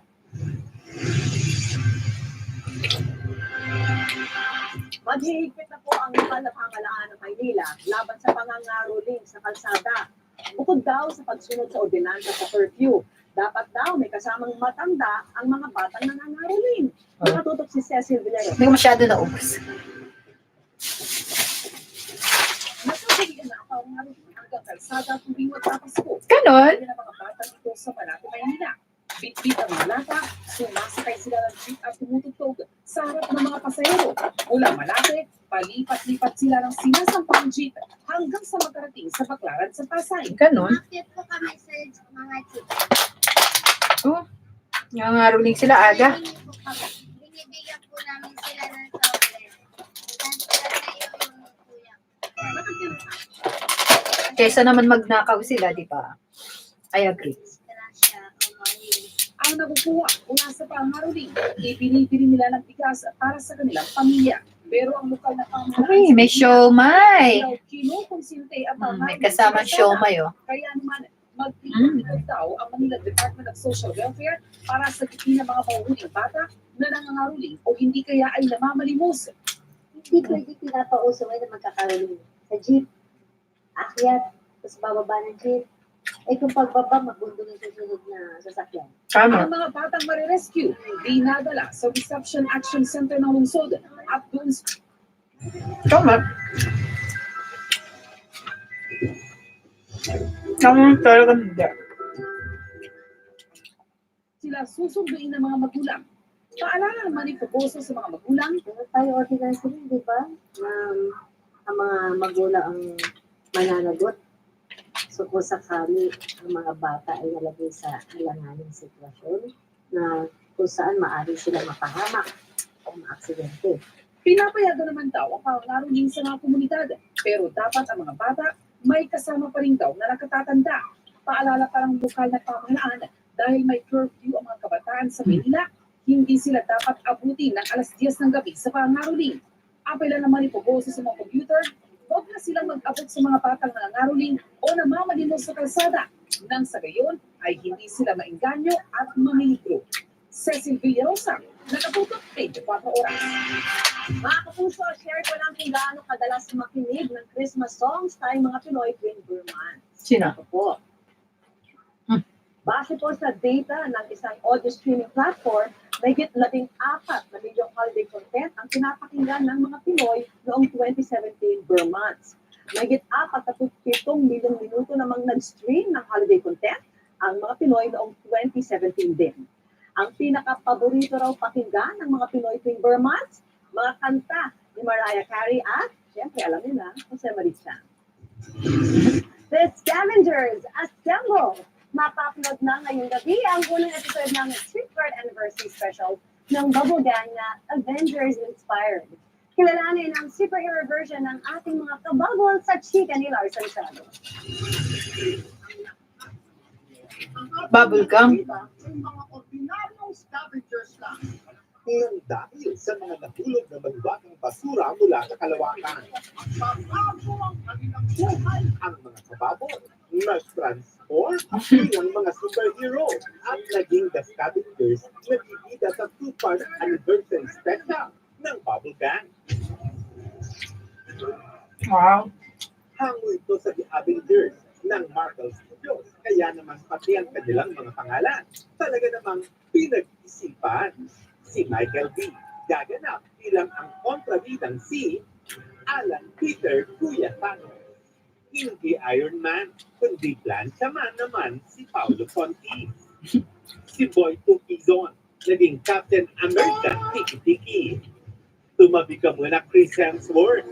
Nandito na si Antonio Aquitania bilang si Thorpe. Si Kim Domingo naman, naging Black Panty. Black Panty. Squatterman, si Nicole Morales. Hulk Lugo naman, si Benson Sumaya. Ay Ukay, si Seth Cadayona. Si Charis Solomon, imbes na Gamora, naging Gumora. At si Regula naman, si Ara San Agustin. Makakasama rin nila si Navalin Montenegro, Lovely Abella, Jack Roberto, Dennis Barbacena, Lizelle Lopez, Arnie Ross, Diego Llorico, Micah, at Brooke Phil Macasero with a special participation of Masta Archie Alemania. Makikibaktor na si Jacob Batalon, nagaganap bilang sinid, BBFF, ni Squatterman. Pati na rin si Manila Mayor Isko Moreno, bilang ang yorne sa lugar ng mga scavenger. War Santiago, ang galing sa showbiz happening. And that's it for our week-long chikahan. Ako po, si Iya Arellano. Sir Mike, Miss Vicky, Miss Cara. Ano, sa lumilipad yung papel. Bago po kami magtapos, nagpapasalamat po ako sa Media Icon Awards, the Media Specialists Association of the Philippines, MSAP, para sa pagkilalang ibinigay niyo sa akin. At yan,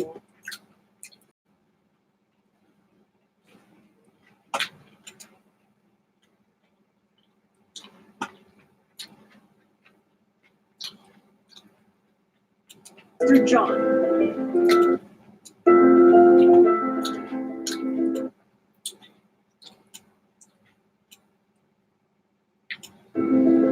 John Gottlieb Jr., fondly referred to as Mr. John. One of the Philippines' wealthiest, has been an inspiration to entrepreneurs and business leaders alike. I admire John Gottlieb to really steer across and really create opportunities for Filipino people. John remembers you up to a point and never begrudges you anything. And that to me was the best example of how a noted businessman should act. The Boss Legacy Special on Mr. John Gottlieb Jr. airs first this Friday, 1:30 p.m. and 8:30 p.m. with further replays throughout the weekend. Only here on ANC, the ABS-CBN News Channel. A pillar of Philippine business who built his empire spanning from banking, retail to aviation. John Gottlieb Jr., fondly referred to as Mr. John, one of the Philippines' wealthiest, has been an inspiration to entrepreneurs and business leaders alike. In our legacy special on Mr. John, we take a look at the rags to riches story that has made him one of the country's most admired patriarchs and philanthropists. Hello, I'm Kathy Yang. Join me in this special edition on The Boss, the legacy of John Gottlieb Jr.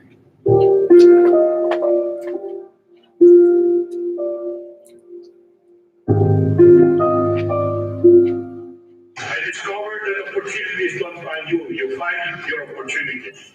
He is the third wealthiest man in the Philippines with a net worth of $5.3 billion, according to the latest count of Forbes magazine. His business empire spans aviation, food manufacturing, and retail, just to name a few, all under his flagship holding company, JG Summit. But for many of the people close to John Gottlieb Jr., Mr. John or Big John is a great friend and a loving father.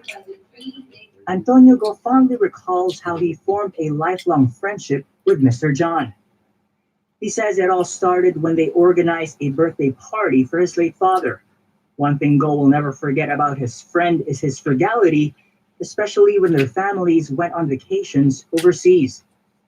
Subsequently, we travel together, we go out together, go to dinner, and sometimes without the wife, because the wife is very restrictive when it comes to diet.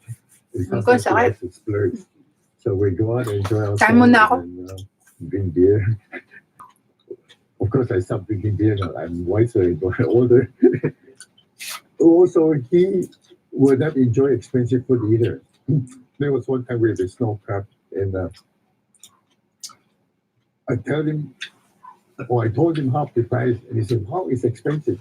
From then on, I know but I shouldn't do my calculation. Only 50%. I should do better in my calculation. And it's not just known to those close to him. Even Mr. John's colleagues can attest to his frugality.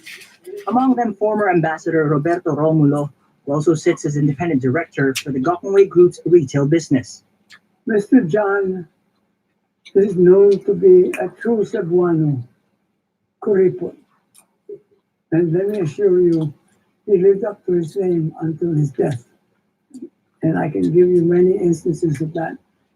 But kidding aside, Romulo also recalls how he admired Mr. John's inherent entrepreneurial spirit, even during testy times between his own father and the Gokongwei patriarch. Probably the early 80s, if I'm not mistaken, when not everybody knew who Mr. John was. And there was a classic battle in the annual general meeting of San Miguel Corporation. And coincidentally, my father, General Romulo, happened to be on the board of San Miguel and a close ally of the Soriano family.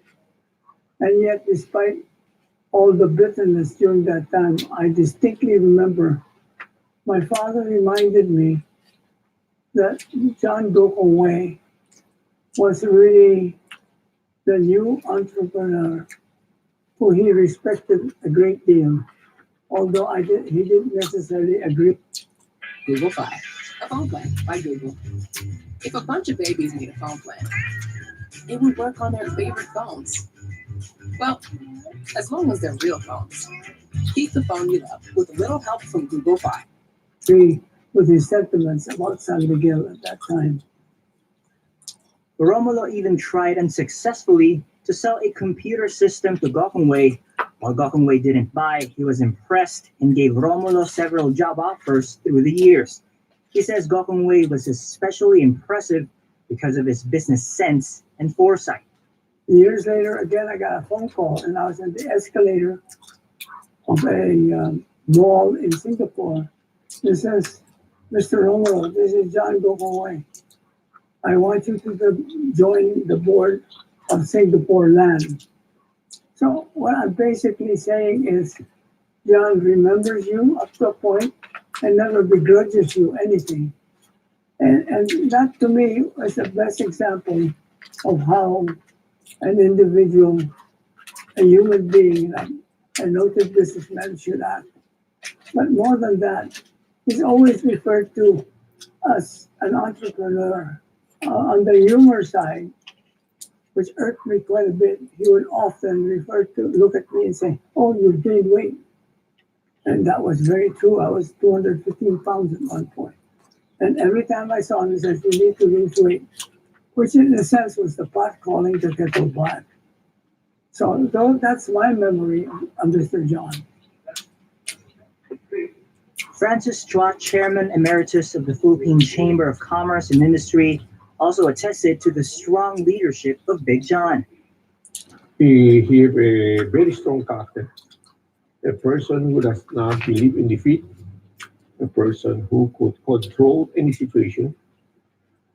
He will not let things to go its own way. He will try to do it in such a way that at the end of the day, he's the one who's calling the shot.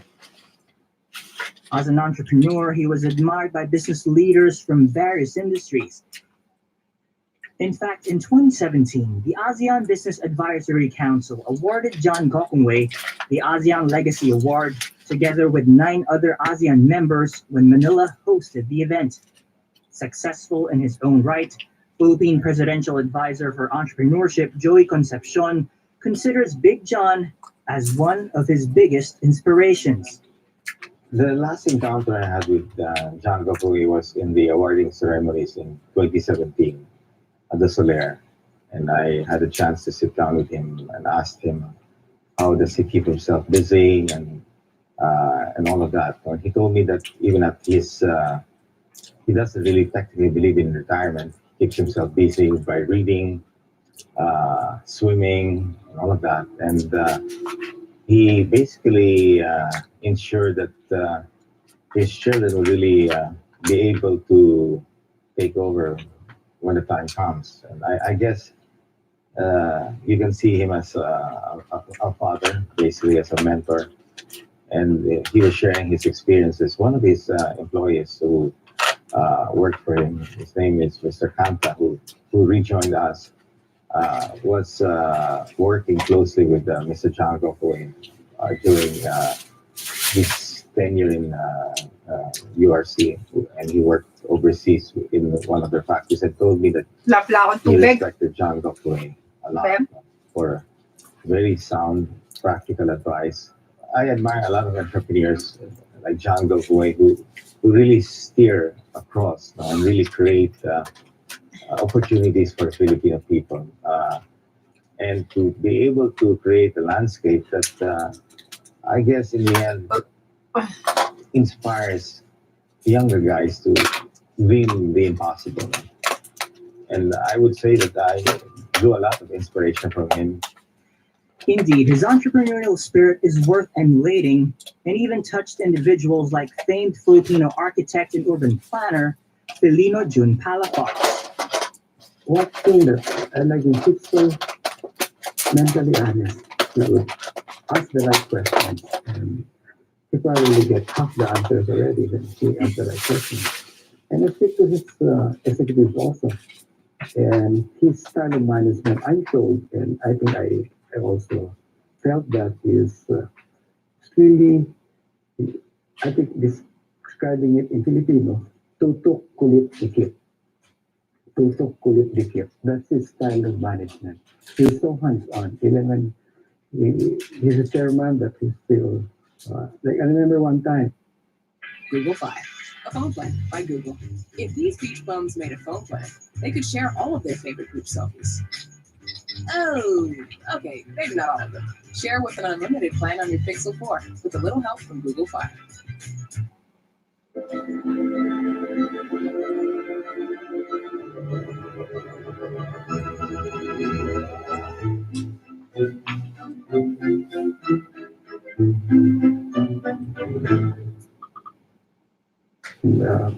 Once or twice, I was invited to talk with him and James Go and Lasco Conway and Frederick Go on Saturday afternoon, just brainstorming on a project that they were going to venture in. And I see him also as I'm both humbled and honored when Forbes Asia Magazine cited both of us, four of us from the Philippines, as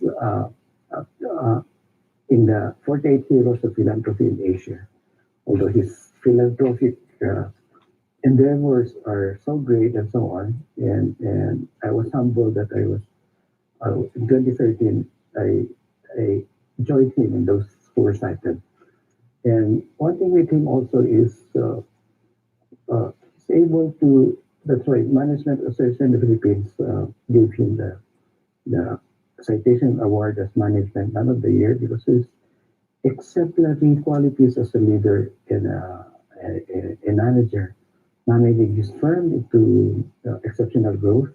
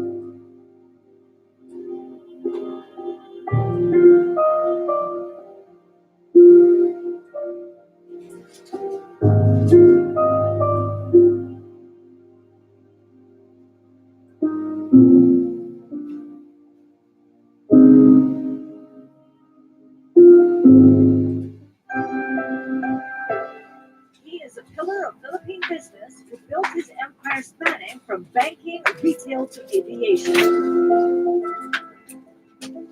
John Gokongwei Jr., fondly referred to as Mr. John. One of the Philippines' wealthiest, has been an inspiration to entrepreneurs and business leaders alike. I admire Alonzo who really steer across and really create opportunities for Filipino people. John remembers you up to a point and never begrudges you anything. And that to me was the best example of how a noted businessman should act. The Boss Legacy Special on Mr. John Gokongwei Jr. airs first this Friday, 1:30 p.m. and 8:30 p.m. with further replays throughout the weekend. Only here on ANC, the ABS-CBN News Channel. He is a pillar of Philippine business who built his empire spanning from banking, retail to aviation.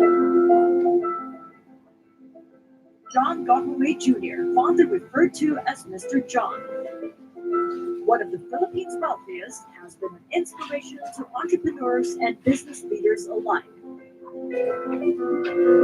I admire John Gokongwei who really steer across, really create opportunities for Filipino people. John remembers you up to a point and never begrudges you anything.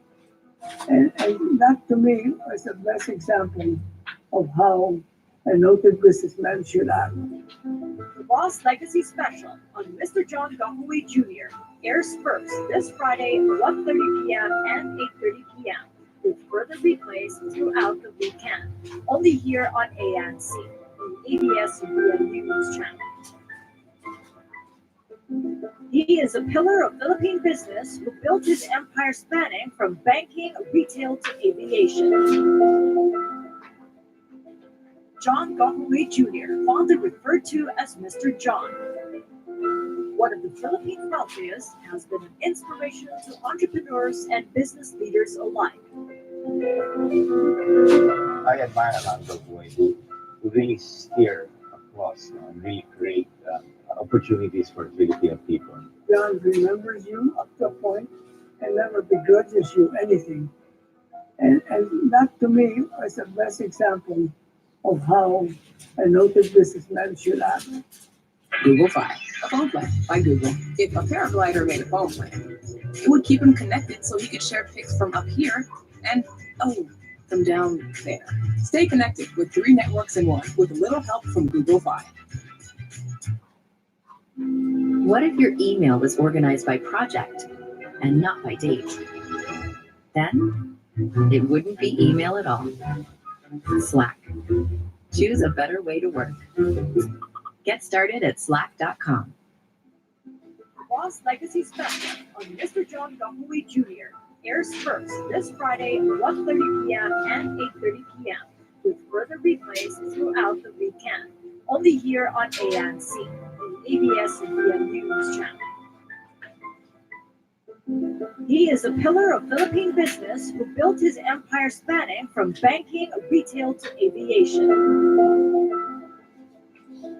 John Gokongwei Jr., fondly referred to as Mr. John, one of the Philippines' wealthiest, has been an inspiration to entrepreneurs and business leaders alike. I admire John Gokongwei who really steer across, really create opportunities for Filipino people. John remembers you up to a point and never begrudges you anything. And that to me is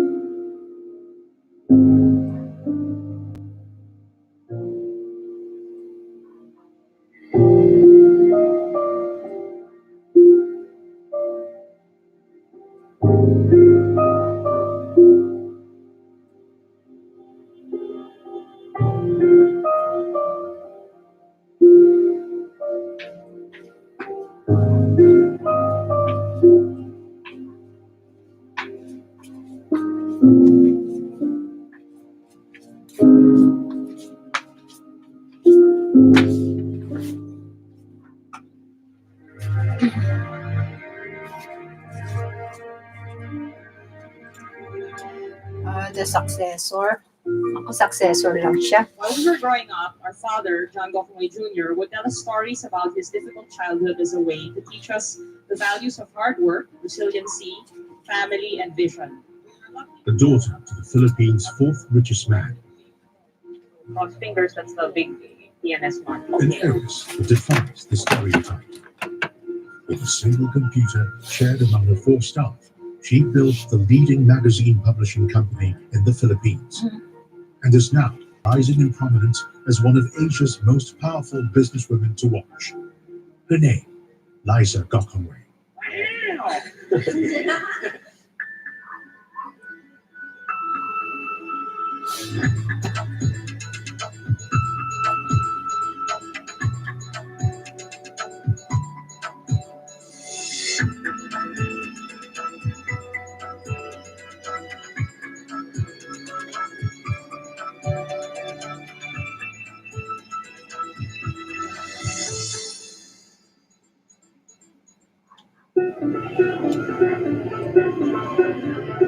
It's a rather simple gathering for a tycoon worth 3.2 billion US dollars, but nonetheless a momentous celebration for family and Philippine society. The second generation of the Gokongwei family is holding a birthday tribute for their 86-year-old father, whom they officially address as Mr. John. This book is a way for us and our cousins to share our father's story with our own children and generations who may never get to meet him. We would like them to remember the young boy who lost his father at an early age, but who transcended that and other obstacles to live a life of great adventure and passion. The idea for the book came to her in 2008 when Liza was pregnant with her first child. At that time, John Gokongwei's address to university graduates had gone viral. It was a speech about how he became the family breadwinner at age 13.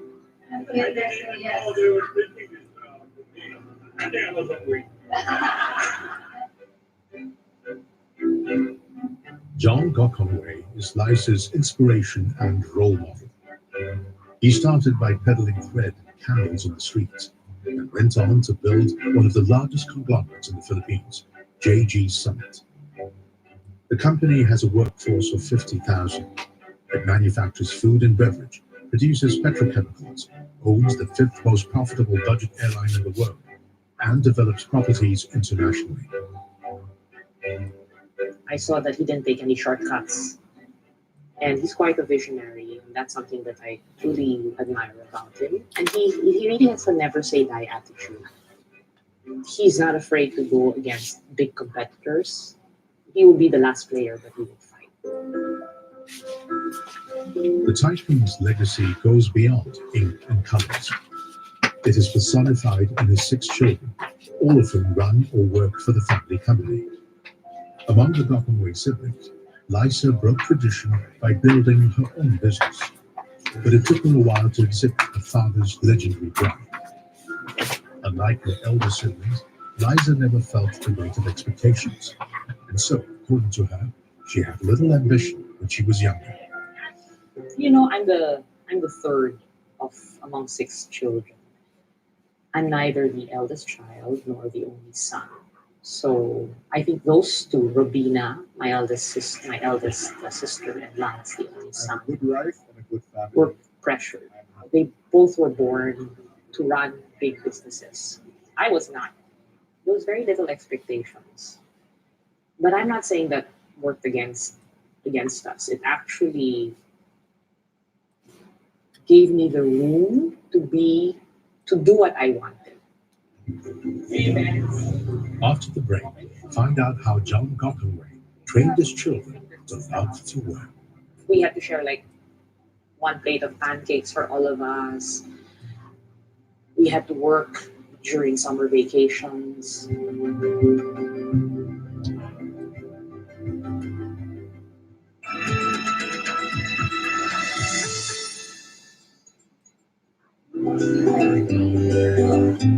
John Gokongwei loves recounting a particular story about Liza, his 3rd child. As a young girl, she loves to cry, and when she starts crying, it takes an hour or 2 before she stops. There was an instance where I had a chocolate bar in the fridge. I ate it, and when she came home, she started, "Why did you eat my bar? That's mine." So I said, "Liza, everything in the house is shared. So this was given to me by father so and so." And I said, "No, that she really cried and got mad." And after a while, after 2-3 days, they got over it. I believe that my parents raised us not to act privileged. We were not aware that we were privileged, which is kind of silly because we lived in a gated community and we had helpers and we had drivers bringing us to school. But at the same time, we were given a very small allowance. When we went to restaurants, we had to share like one plate of pancakes for all of us. We had to work during summer vacations. Many are puzzled by the Gockenway family's trademark simplicity, but John Gockenway knows better. His grandfather, once the richest businessman in his home province, did not work a day in his life. The family business his grandfather inherited eventually folded. That experience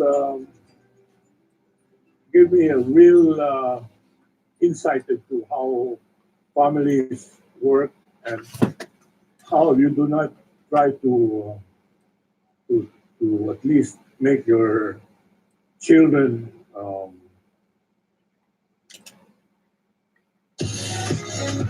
safer, cleaner, more efficient, More innovative. more accessible. Energy has to be better. It's our responsibility. And our commitment to make it better. For one of us. Total, committed to better energy. Palaisipan ngayon para sa mga otoridad ang sanhi ng pag-init ng sahig sa isang bahay sa Quezon City. Sa sobrang init, kinaya pa nga raw makapagluto ng itlog sa sahig. Sa ngayon, hinihintay pa ang mga tauhan ng PhilVolts na susuri sa lupa. Live mula sa Quezon City, may report si Athena Imperial. Athena? Jessica, hindi pa rin kumpirmado ang dahilan kung bakit patuloy na umiinit ang bahagi ng sahig sa isang bahay dito sa Barangay Del Monte, Quezon City.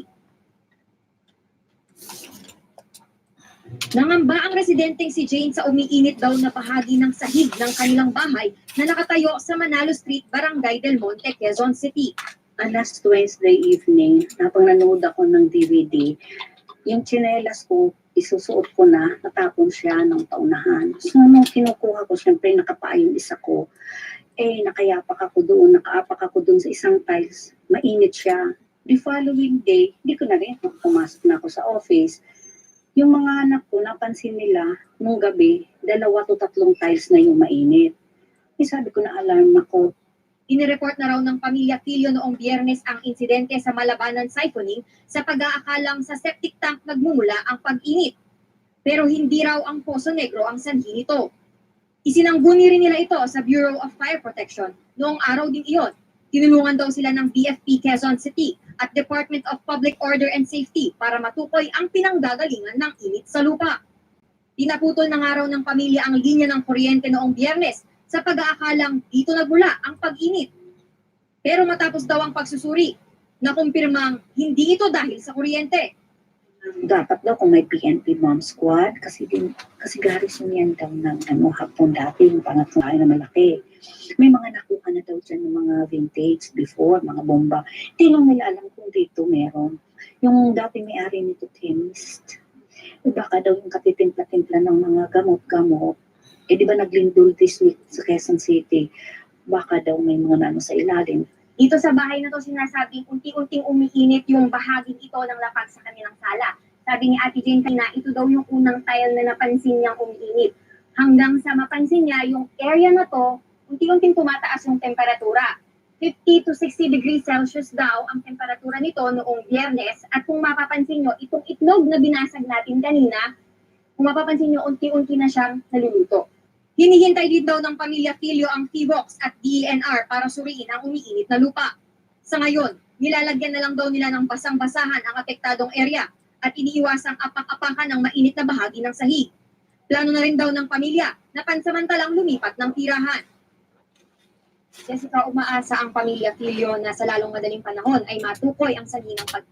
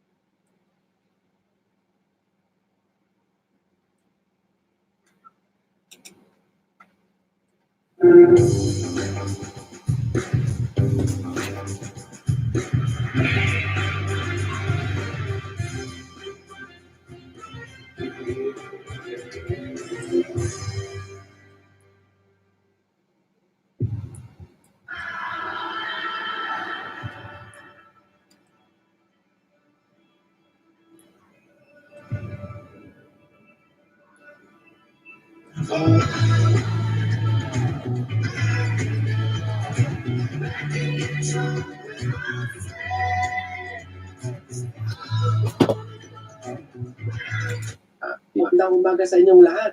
So sa araw na to, ito ang gala natin.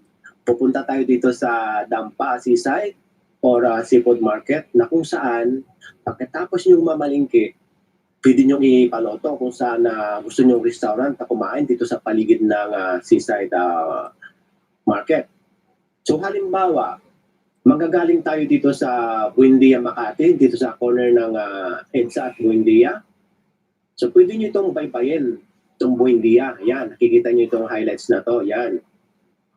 Tapos, magkocross tayo dito sa, anong tawag dito? South Expressway. Tatapos tayo ng Taft Avenue. Dito sa LRT1. Tatapos tayo ng Ruas Boulevard. At dito tayo kakaliwa sa Macapagal Avenue na kung saan dito nyo matatagpuan itong Dampa Seaside. Dito sa kanan nito, dito kung babaybay nyo yung Buendia, dito nyo makikita sa bandang kanan Star City, PICC, yan, sa itong World Trade. Ngayon, kung halimbawa, babaybay naman natin itong EDSA, papunta ng Dampa, ito, babaybay lang natin ito, dadaanan natin itong Ayala EDSA, ito Makati ito yan, yung Ayala Center. Tapos, tatapos din tayo sa Skyway, sa South Expressway. Tapos, tatapos din tayo ng Taft Avenue, Ruas Boulevard, at kakanan tayo dito sa Macapagal Avenue, papunta dito sa Seaside. Kung didiretsuhin natin ito yung Mall of Asia or MOA. Dito naman, sa bandang kaliwa ng MOA, dito nyo makikita itong Conrad Hotel. Tapos dito Soler, ayan. Ang ganda niyan. Tapos itong City of Dreams, saka itong Okada. Yan. Lahat ng mga tinuro ko na yan sa inyo, may mga vlog ako niyan. Punta na kayo sa channel ko at lahat makikita nyo yan. Okay mga kabayan, umpisa na natin.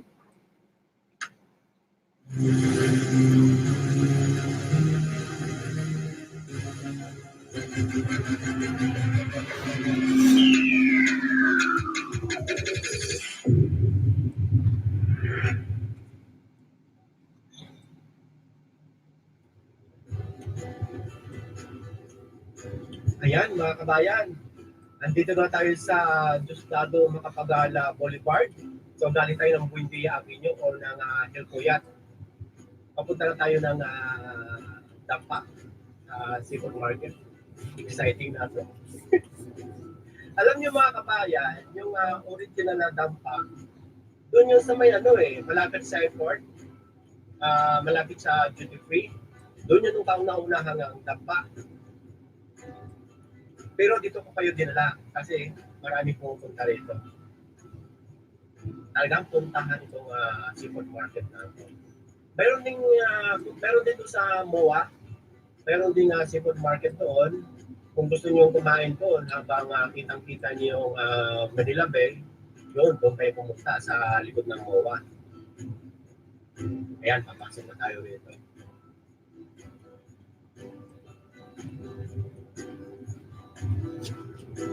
Harap lang tayo ng parking mga kabayan.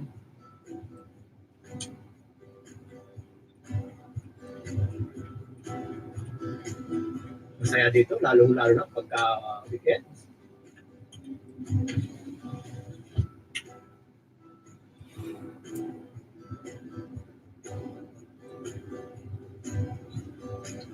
Yan sa kanan, mga kabayan, yan mga restaurant na pagkatapos yung mamalingki, dito kayo pupunta. Pipili na kayo ng mga restaurant dito, tapos dito na kayo magpaluto. Tapos, yun naman sa kaliwa, yan ang market. Diyan tayo mamamalingki mamaya sa loob.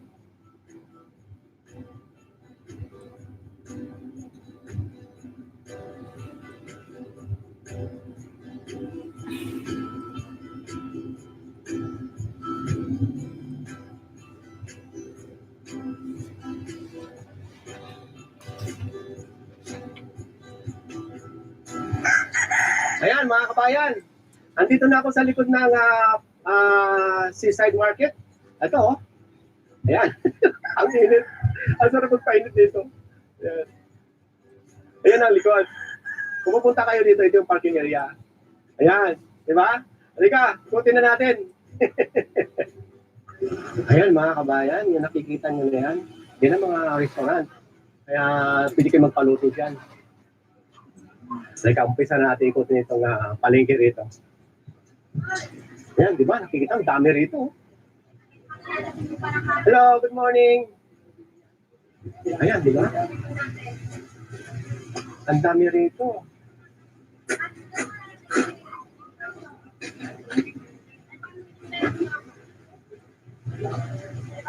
Ang ginagawa rito pagka namamalingki, ayan, kailangan negotiable, karamihan. Kung gusto nyo makatawad, tawad kayo at malamang ibibigay naman sa inyo yung gusto nyo presyo. Ayan, ang dami dito, mga kabayan. No? Diba? Hi, hello, good morning. Ayan. Ang sarap nito.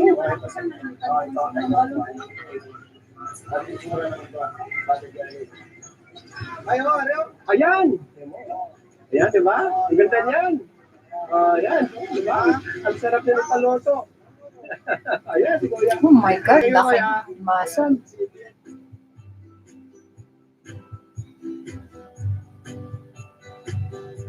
Oh, wow.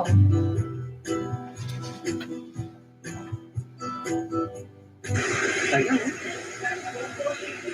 ang daming tawag dito. Sugpo. Sugpo. Alam niyo kayo saan dito mga kabayan, pagka ginawa niyo ng frit ito, matamis-tamis pa pinakain pagkapit sa frit.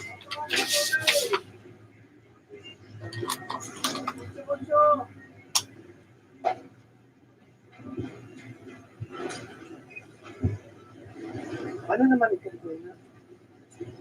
Ano isda yan? Stonefish. Ha? Stonefish. Stonefish. Oh. Magkano ang kilo niyan, kuya? Parang kakaiba yung fish na yan. 1.4 yata. 1.4 isang kilo? Ay, malamang masarap yan mga kabayan. Ang mahal eh. Salamat, kuya. Ano, di ba? Exciting mamili rito. Ito yung market 2. Sa kabila, ikutin natin yung market 1. Ayan. Ayan, hi ate. Hello. Hi, ayan oh. Anong klaseng crab ito ate? Turosan.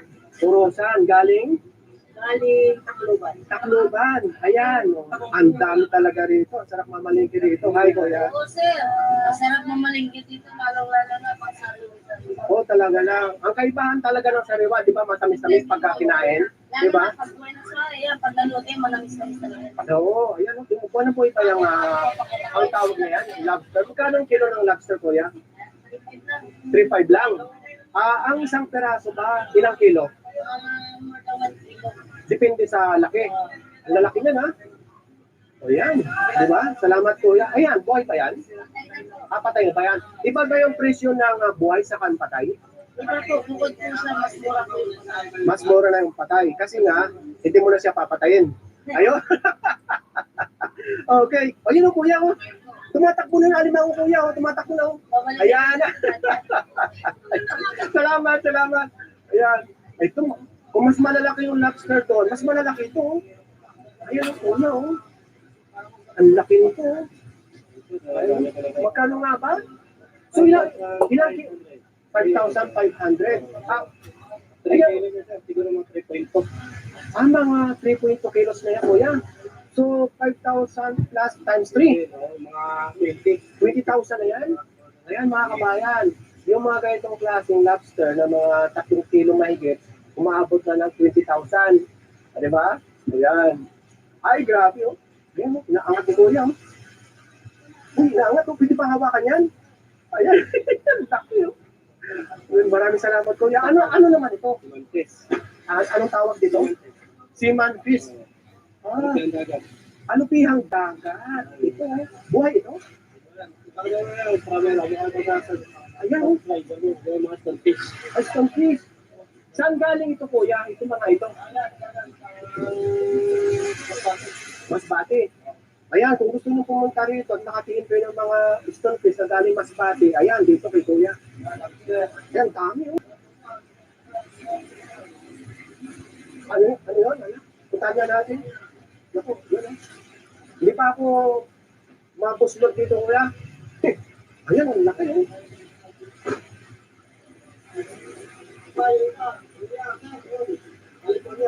California crab. Imported. Ayan. Ayun, no? Mahaba yan, no? Ayan. Maraming salamat, Kuya, ha? Ayan, salamat.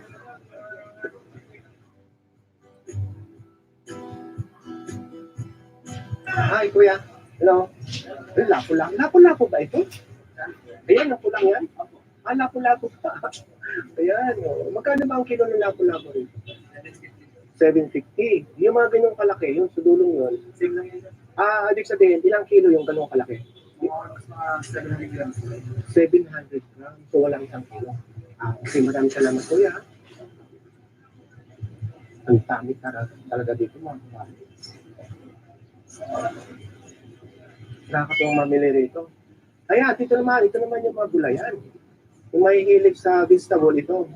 Yung mga vegetarian. Kompleto na rito, mga kapayan. Wala na kayong hahanapin. Ay, Kuya. Oo. Kaya yung mga mahihilig sa vegetables, ayan. Ito.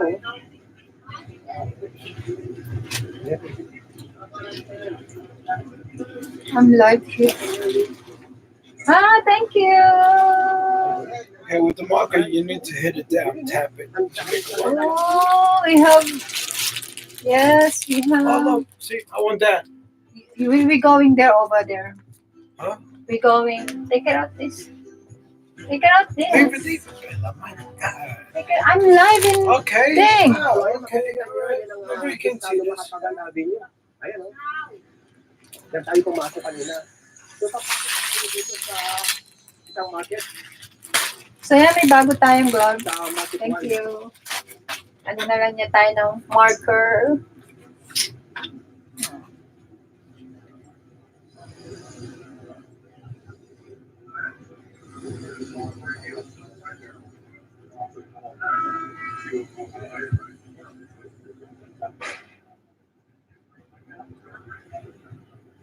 Ito, mga palutuang ano ito. Pagkatapos yung mamalingkit. Ayan. Diyan nyo lang dalahin at iluluto lahat yan para sa inyo. Ito naman yung prutasan. Amoy na amoy yung durian, no? Ang bango. Ayan, oh. Durian yan, no? Ito yung mga prutas. So, bago kayo pumasok sa Market 1, ito makikita nyo, mga prutasan. Ayan, no? Pasok tayo, mga kabayan.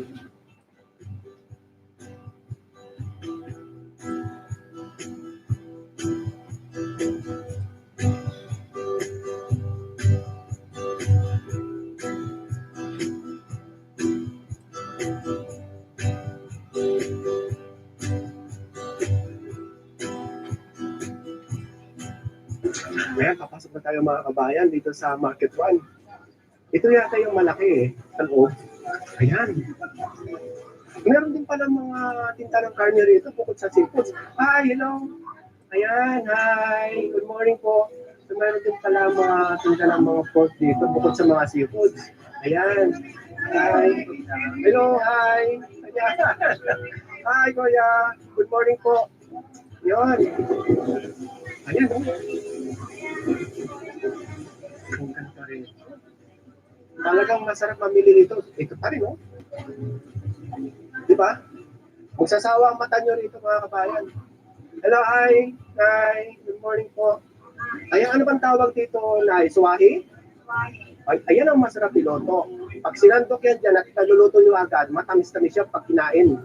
Di ba? Magkano ang kilo niya, Nay? Na suwahi? 600 isang kilo. Ayun talaga yon. Maraming salamat, Nay, ha? Ito, ayan. We going there. When? Good morning. Because I was now, then we go. Write it down, write it down. I did on Seaside. It's called Seaside. How far, where? And they're in where we're living. Not so far away. See, You choose and then you cook. I want a fish tank like that. with lobsters. So we can buy lobster and then we put we have a pista. So we need to go there and then you buy it and then you cook on the restaurant. Wow. Cool, right? You write it down, right? I write down already. Thanks for Hello. Yeah, maybe Aldo knows how to do it, the fish tank. Yes, of course. Halo-halo na. Merong tindahan ng karne, isda, saka shrimp, alimango. Kompleto. I know they So should show big. it. The place is so big. It's called Dampa. The best fresh seafood market in the city. So, like, how far from who? Ang lapo-lapo. Magkano po ang Nearby Inday House. Parañaque. Oh, that's far. No. We got Grab. Ano pa ang mas mahal? Yung pulang lapo-lapo. Yung pula, yan. Yan pula yan. Pero walang buhay na pula. Pero ang matibay sa tubig, ito. Kaya pala medyo mura. Dahil yung lapo-lapong pula, madaling mamatay. You wanna go there? Fish tank over here. Don't worry. You got 15,000. You got nice fish tank already there. I have a fish tank before. I got the Oscar. It's 8 pieces in the aquarium. I got that. We know where we buy. Tapos, ito na kayo wala na yung ipit. Oh, wow. Where's that? That's crab. Magkano kilo nitong ipit ng kalimango? 7. Pag yung buo pa siya. Yung buo. Yung kasama pa siya. Depende po sa size. Pag medium po, may prices. Ayan. Oh, ang laki nito. 70 pesos. Sister, $15. $15. 1 kilo. Well, holy cow, that's huge. Holy cow. I'm gonna buy for you, Daddy. Oh my god. That, You want to? that's too much work. Ayan, ito. Ayan. Holy crabs. So easy. Dami dito. Alam niyo talaga mga kabayan. Wanna go inside? Dito pagkabarkada. In bed? I'm gonna watch this, okay? Dampa, the best press. Yeah. Ayan, oh. Right down. Hi, ate. Ayan, oh. Ayan. That's cool. Oh, so you watch again. This one, animal shelter for dogs. Yeah. Look at Hello, those. good morning po sa inyo. Can you Yeah? Yeah. Just show the Sawang-sawang mata ko dito. what do you say, dampa? Ito naman yung mga shells. Shells? Ano ba to? Ano ba ito, ate? Talaba. I have put over there. I know, so you can, but now you can eat. What's this? Yes, that's the one we go over there in the room. Okay. But when you eat that, you can't eat all the thing today, next day, and the other day. But you're gonna be What's that, like seaweed? cholesterol. Yeah, seaweeds. Oh, I never eat seaweeds. You eat? No. Now we try everything since we go there. Seaweeds, I mean seafoods. We try.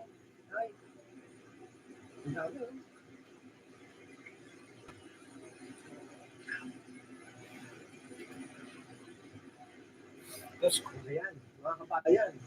Tapos na natin ikutin yung market of 1 and 2. Tapos, siyempre, Market 1 and 2. namaningit tayo, paluluto natin. Female, male, green lobster. Dito, lumabas tayo, paluluto na natin. Then you buy it. When you buy it, Yan, oh, yan, then you mga- cook to the ayan, restaurant nakikita what niyo, you want. Alington niya, seafood pulutan. Ayan. See, Diba? Seafood Tapos, City. ito naman, Then this is the restaurant where you Hong Kong gonna Master po. cook. Master. Hong Kong Master. Ayan, di ba? Tapos, ito naman sa kabila, ito. Royal Kitchen. Ito, busy ito eh. Pagka weekend. Dami napapaloto dito. Saka dito, sa Hong Kong Master po. Doon, sa Alington yan. Dami yan. Okay mga kabayan, huwag muna kayong aalis ha, dahil pagkatapos ito dito sa Dampa, sa Seaside Market, ituturo ko kayo sa Harrison wow, look Plaza at that tree. sa Manila. Okay? Sama lang kayo What's ha. that, palm Okay, tree? aalis. I don't know what kind of tree is that. Ayan mga kaibigan, so papunta na tayo ng Harrison Plaza. Pasay. Ito, nandito tayo sa Estado Macapagal Boulevard.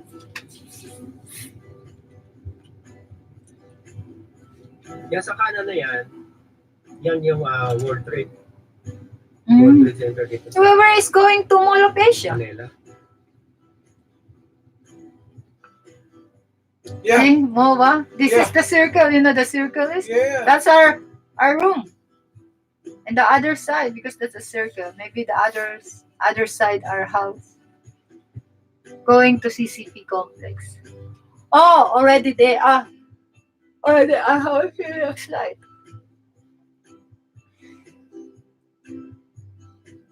What time is it? 3:30. Yan naman sa kanan naman na yan yung... Can we go downstairs later? Like 1 hour, 2 hours? Yeah.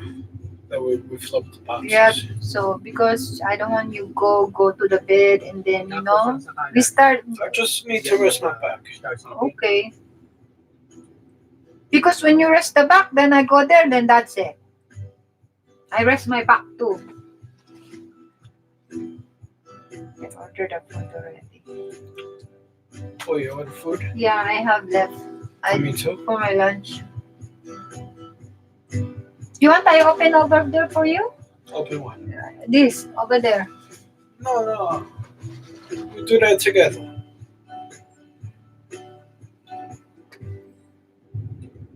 I'm in the office, still on the office until 10. Oh, how's the car? Good. Okay. Yeah. Is this right now or? No, this is recorded. Or recorded? This is recorded. Long time ago? Yeah. No, not long time ago. I don't know. I'm not really sure yet. But the person is the tour and sightseeing in, around the area. Oh, what is that? Star City. You've been in Star City, see? Remember this? When Kong Kong we go there. Kong Kong, Toto, and Juby. Oh, with the games inside. Yeah. Oh, okay. With the games inside. That's okay. it. That's the That's one. right. That's right. That's the Star City. Okay, that was cool. Too much already Star City. All the time I go Star City since, oh my, I don't like no more.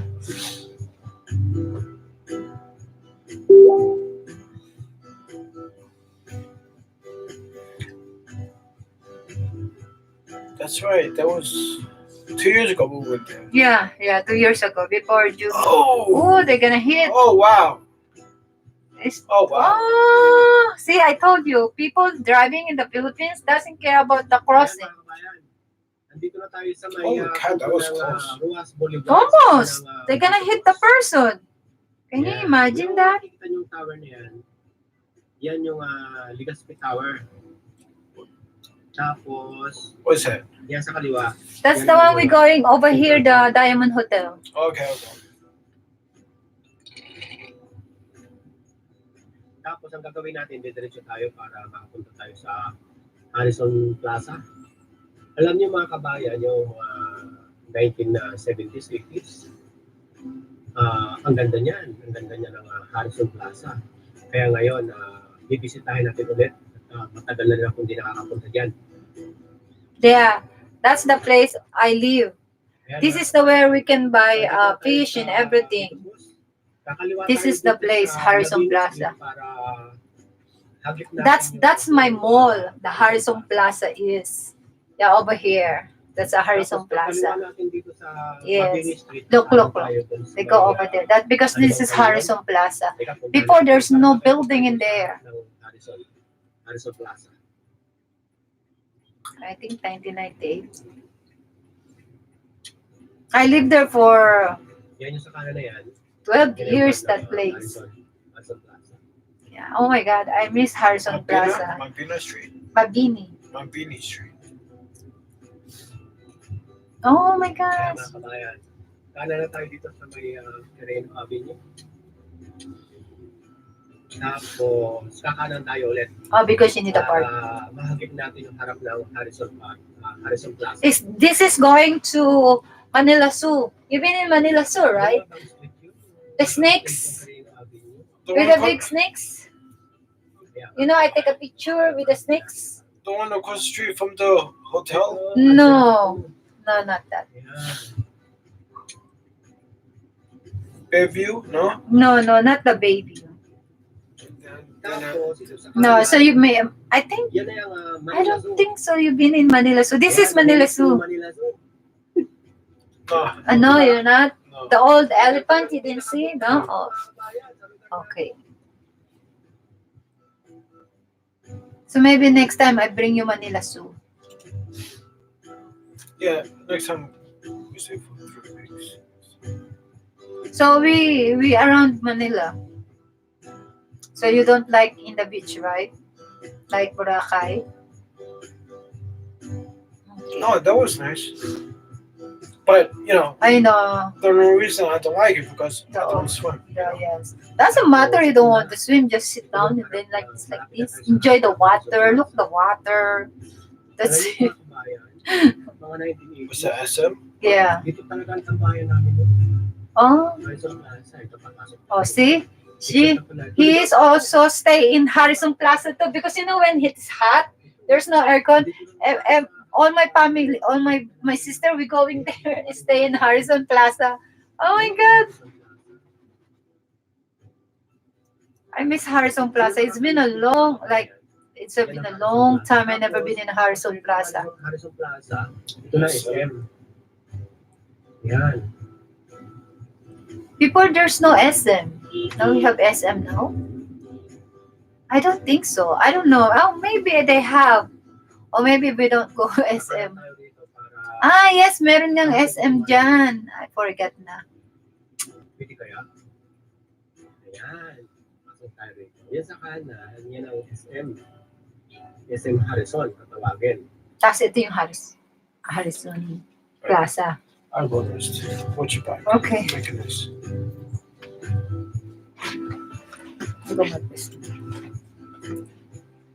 Morning, ma'am. Sige po, para mas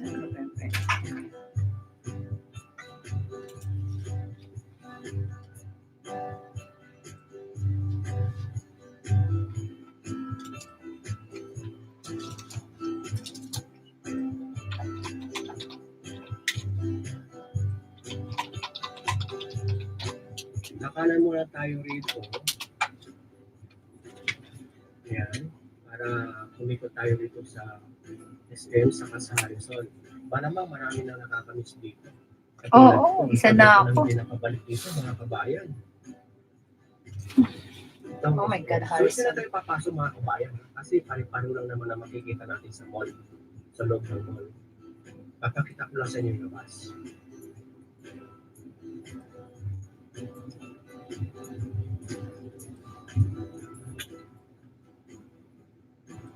Yan. Yan ang Harrison Plaza.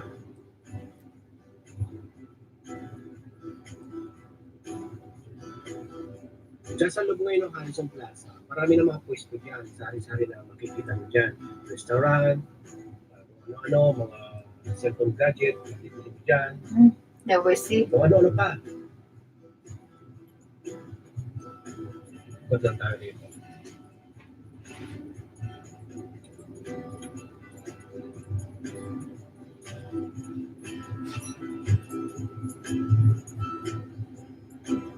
Itong tambayan namin noon, mga kabayan. Malamang, kayo din, mga kabayan. Tambayan din namin yan. Malamang, nakakapunta rin kayo rito. Yes, tambayan din namin yung Harrison Plaza.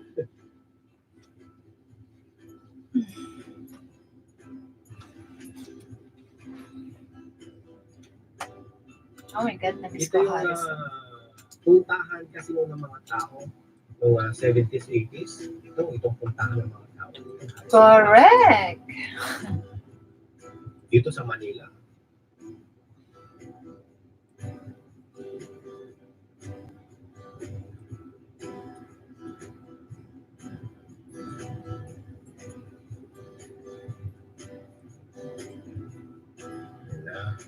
Yung sa kaliwa na yan, yan ang Century Park Hotel. Century Park? Century Park Hotel. In my rocket ship, we'll have a lovely afternoon. Kiss the world goodbye, and away we'll fly. A destination moon.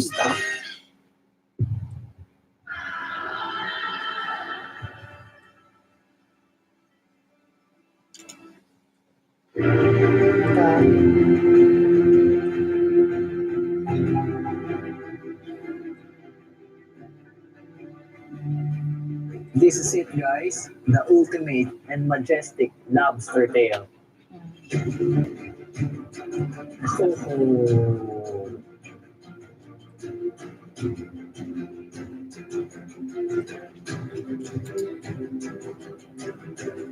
Are you ready?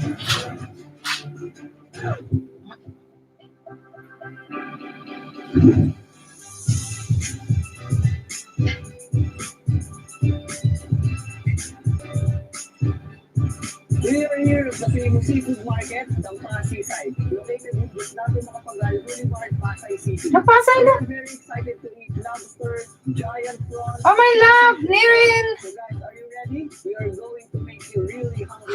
So let's go. Bigat?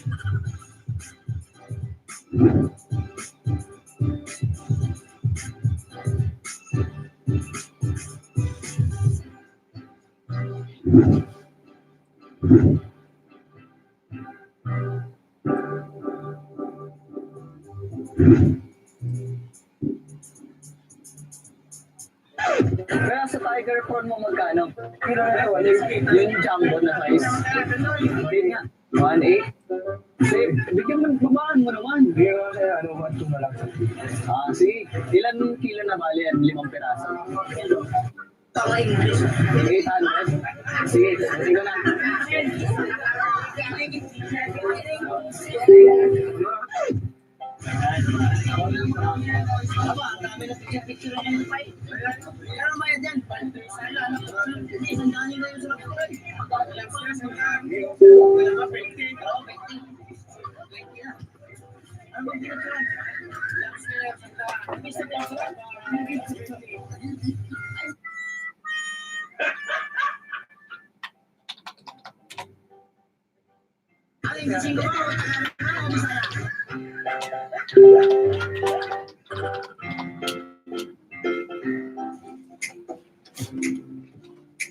Yan. So ito na yung mga napamili namin. Bumili kami sa seafood market sa ABC Ilongkana. So ang laki ng discount, yung total na pinamili namin is 2,250 lang. Ito yung breakdown. Bumili kami ng tiger prawn na jumbo size. Nakita nyo naman, halos kasing size na ng mukha ko. Yan. Half kilo yung inabot niya and then 600 pesos. Then, bumili rin kami ng lobster, 3 pieces yung inabot niya, and then yung timbang is half kilo din for just 900 pesos. Amazing, di ba? Then ito, bumili rin kami ng scallop, half kilo din yung inabot niya, then for just 600 pesos. So, mura na siya. Yan, and then, the last one, yung oyster, 1 kilo yung inabot niya, then nakuha lang namin siya ng 150 pesos. Yan, so dito sa Dampa, they will cook it the way you want it. So excited na ako.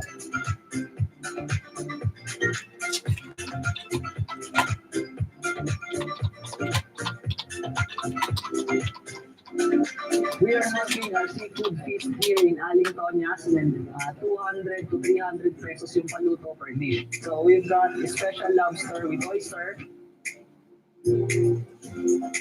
Then buttered prawns with garlic. Then mixed scallops with cheese. And then the steamed oyster. So ayaw ko na pagkakain pa. Gusto ko nang kumain. Gutom na ako. Let's try it out. First, I would like to try the buttered prawn with garlic. Ayan. Sobrang jumbo, ang laki ng size niya. Ayan, sobrang buttery and garlicky. Ayan, let's try it out. Tingnan mo, sobrang laki ng size. Galin natin yung shells, yung feet. First time kong makakakain ng ganito malaking size na prawn. I can't wait. Oh, amazing. Ibabalik ko siya uli sa butter and garlic. Isasawsaw ko siya para mas malasahan ko. Oh, golden butter with garlic. This is it. The moment I've been waiting for.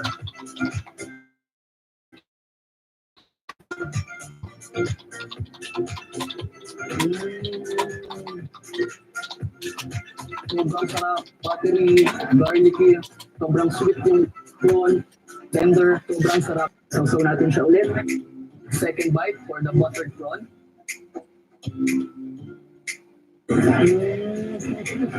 Ang sarap.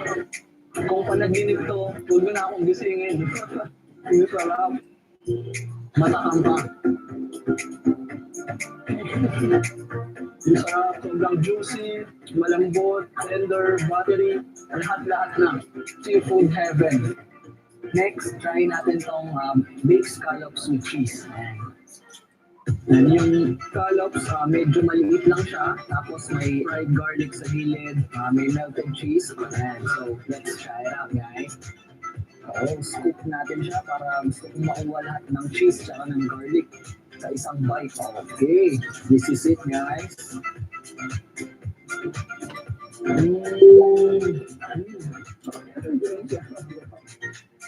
So, lasang-lasa mo na cheesy siya, tapos sabay susunod yung lasa ng garlic, tapos yung scallops naman, malambot rin siya, yun nga lang, medyo maliit siya, kaya puro cheese yung halos lalasahan mo.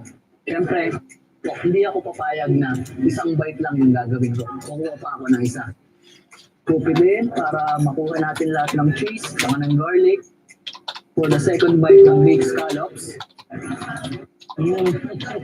Next, itry na natin tong thin oyster. Squeezean natin siya ng calamansi. And since medyo hilaw pa siya, oyster with calamansi. Tanggalin natin yung mga buto. This is it. Scoop natin para mas matanggal siya sa shell.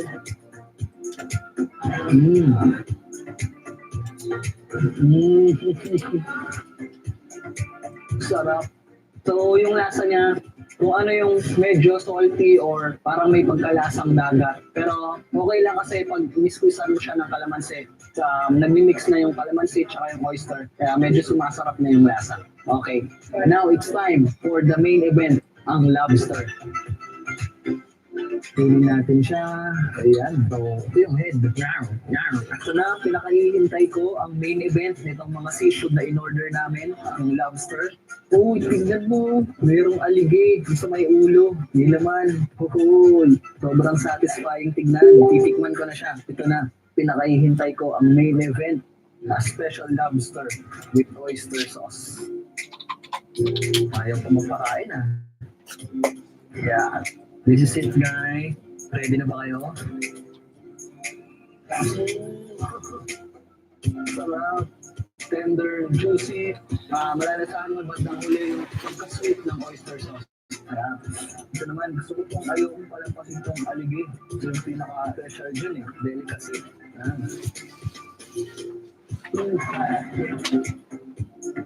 Sarap, guys. Kung panaginip lang talaga to, please lang. Huwag niyo na akong gigisingin. The best. Seafood heaven. Seafood feast in Dampa. First time pero lahat-lahat wala akong tapon. Sus pa lang panalo. Sus pa lang panalo na. Yan. Ayan, no? Sobrang laki. Isang dangkal na. Isang dangkal na. Ano naman? Parang never pa ako nakain ng ganitong kalaman.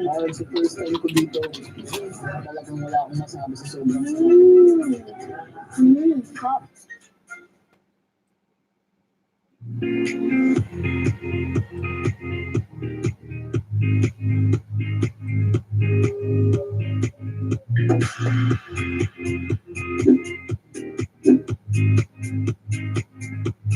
Shout out to 2M Journey. Check out his YouTube channel here.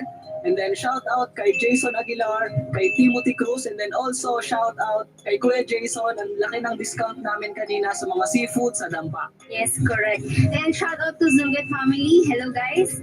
So guys, please like, comment, and share. And don't forget to subscribe for more. Shout out nga pala sa mga layaway ko. Ayan. See you on our next video.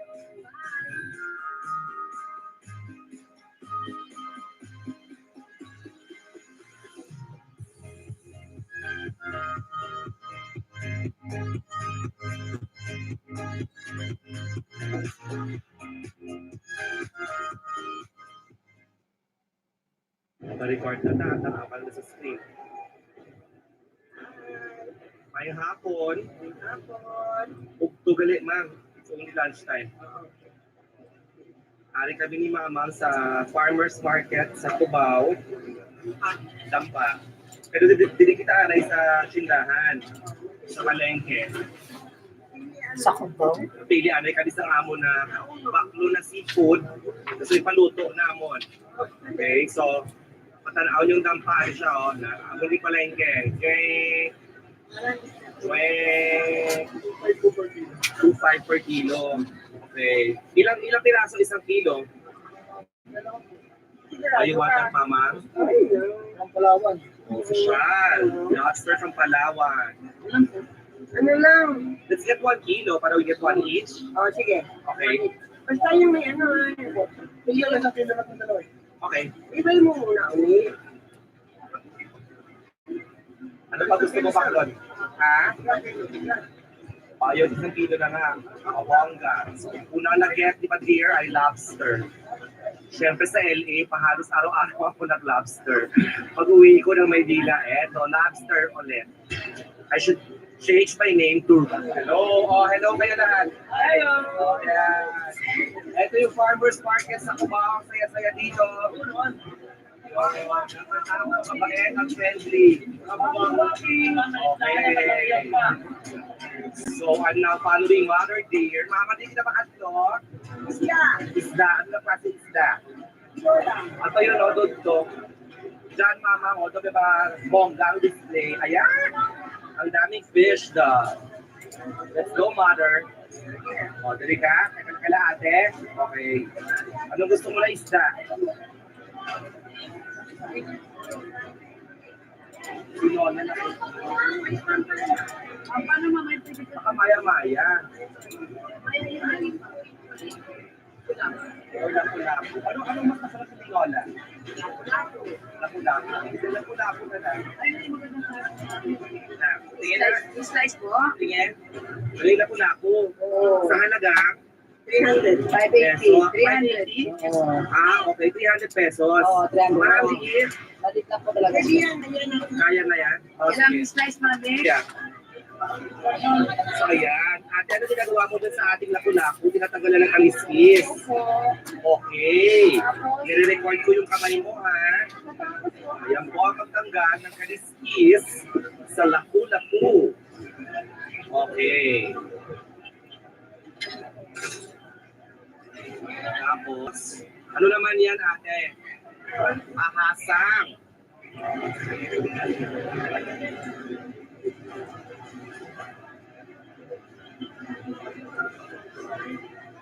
Bongga. Gano'n ka nakatagal nagtatrabaho dito? 1 pa lang. Ano, bongga ka na mag-ano, ha? Yan o.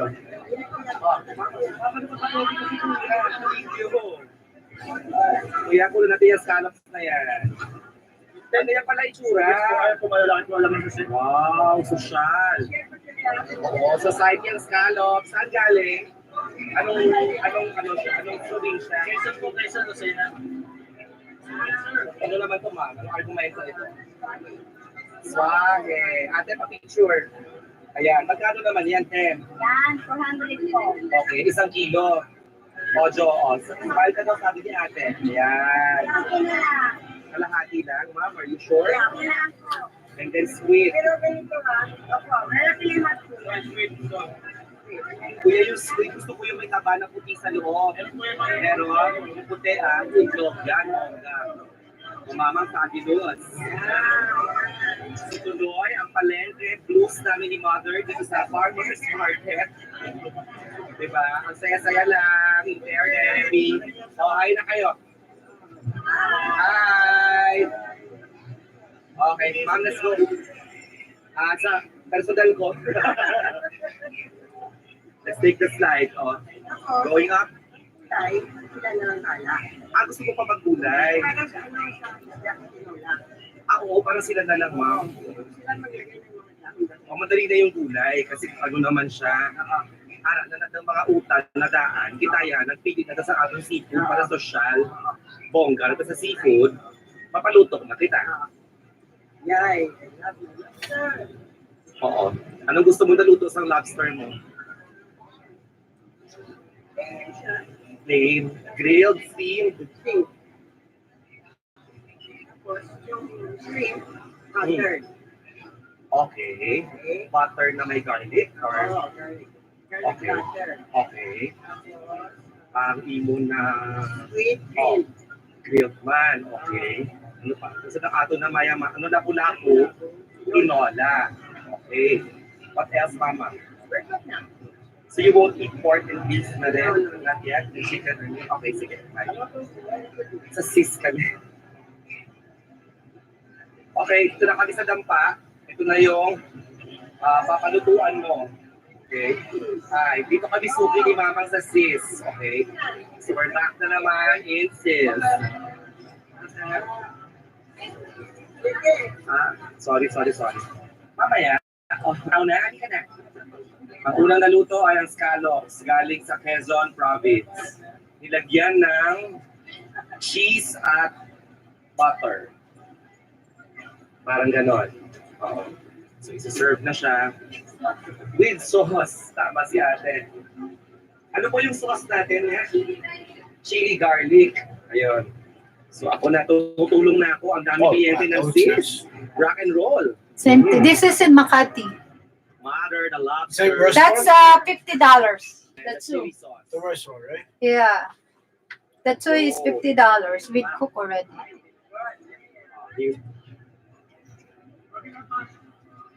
Okay, ito na kami ni Mother. Tomorrow, lumanding na I yung need to go to the first lake. Ito yung When? scallop Who? galing Quezon. My aunt. Who's on?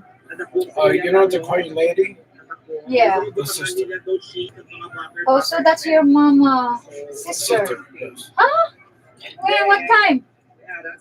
2 to 5, 7 to 9. So we go.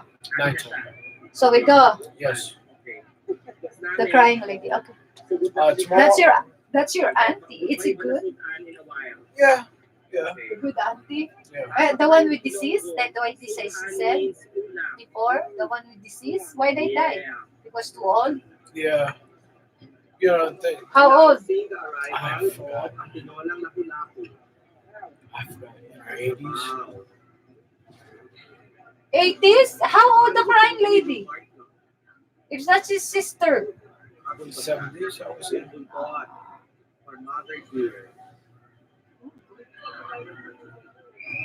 And tomorrow I work.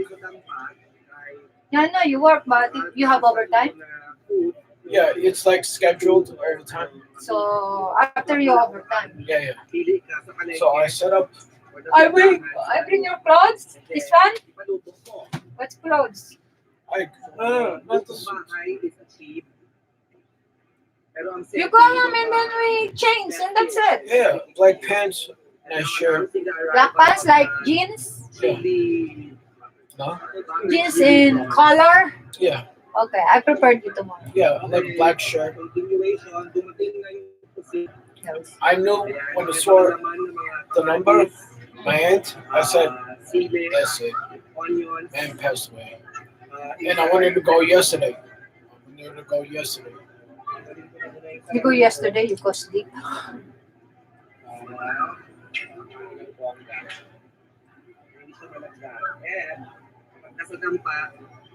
Wag nang magpa-girl. Magkamay na.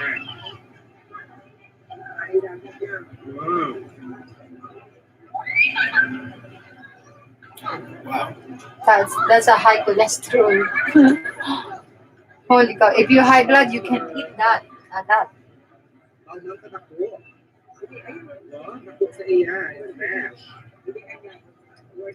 Word.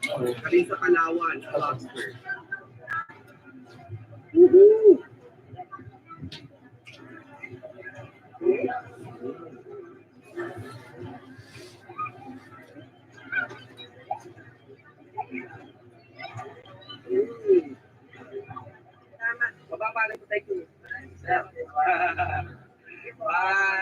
Happy weekend. Okay, done with lunch. Now with the mother gear. Super busog. Sobrang busog. Busog ka, ma'am? Ayaw. Okay, so bumapakata fruits? Yeah. Yung mangga? Yeah. Okie dokie. Bibili kami ng lansones. Lansones galing sa CNF. Galing Bangkok. Asan ang nanay ko? Ayun na, bilis.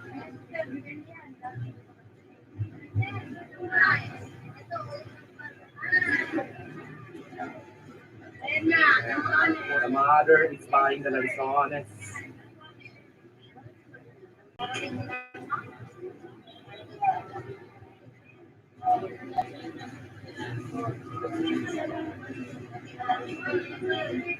One kilo ka lang, ma'am? Saka kilo na? Okay na say mo? Pasigitin na, ma'am. Tuhaan na, ma'am, para may discount. Yan, ano.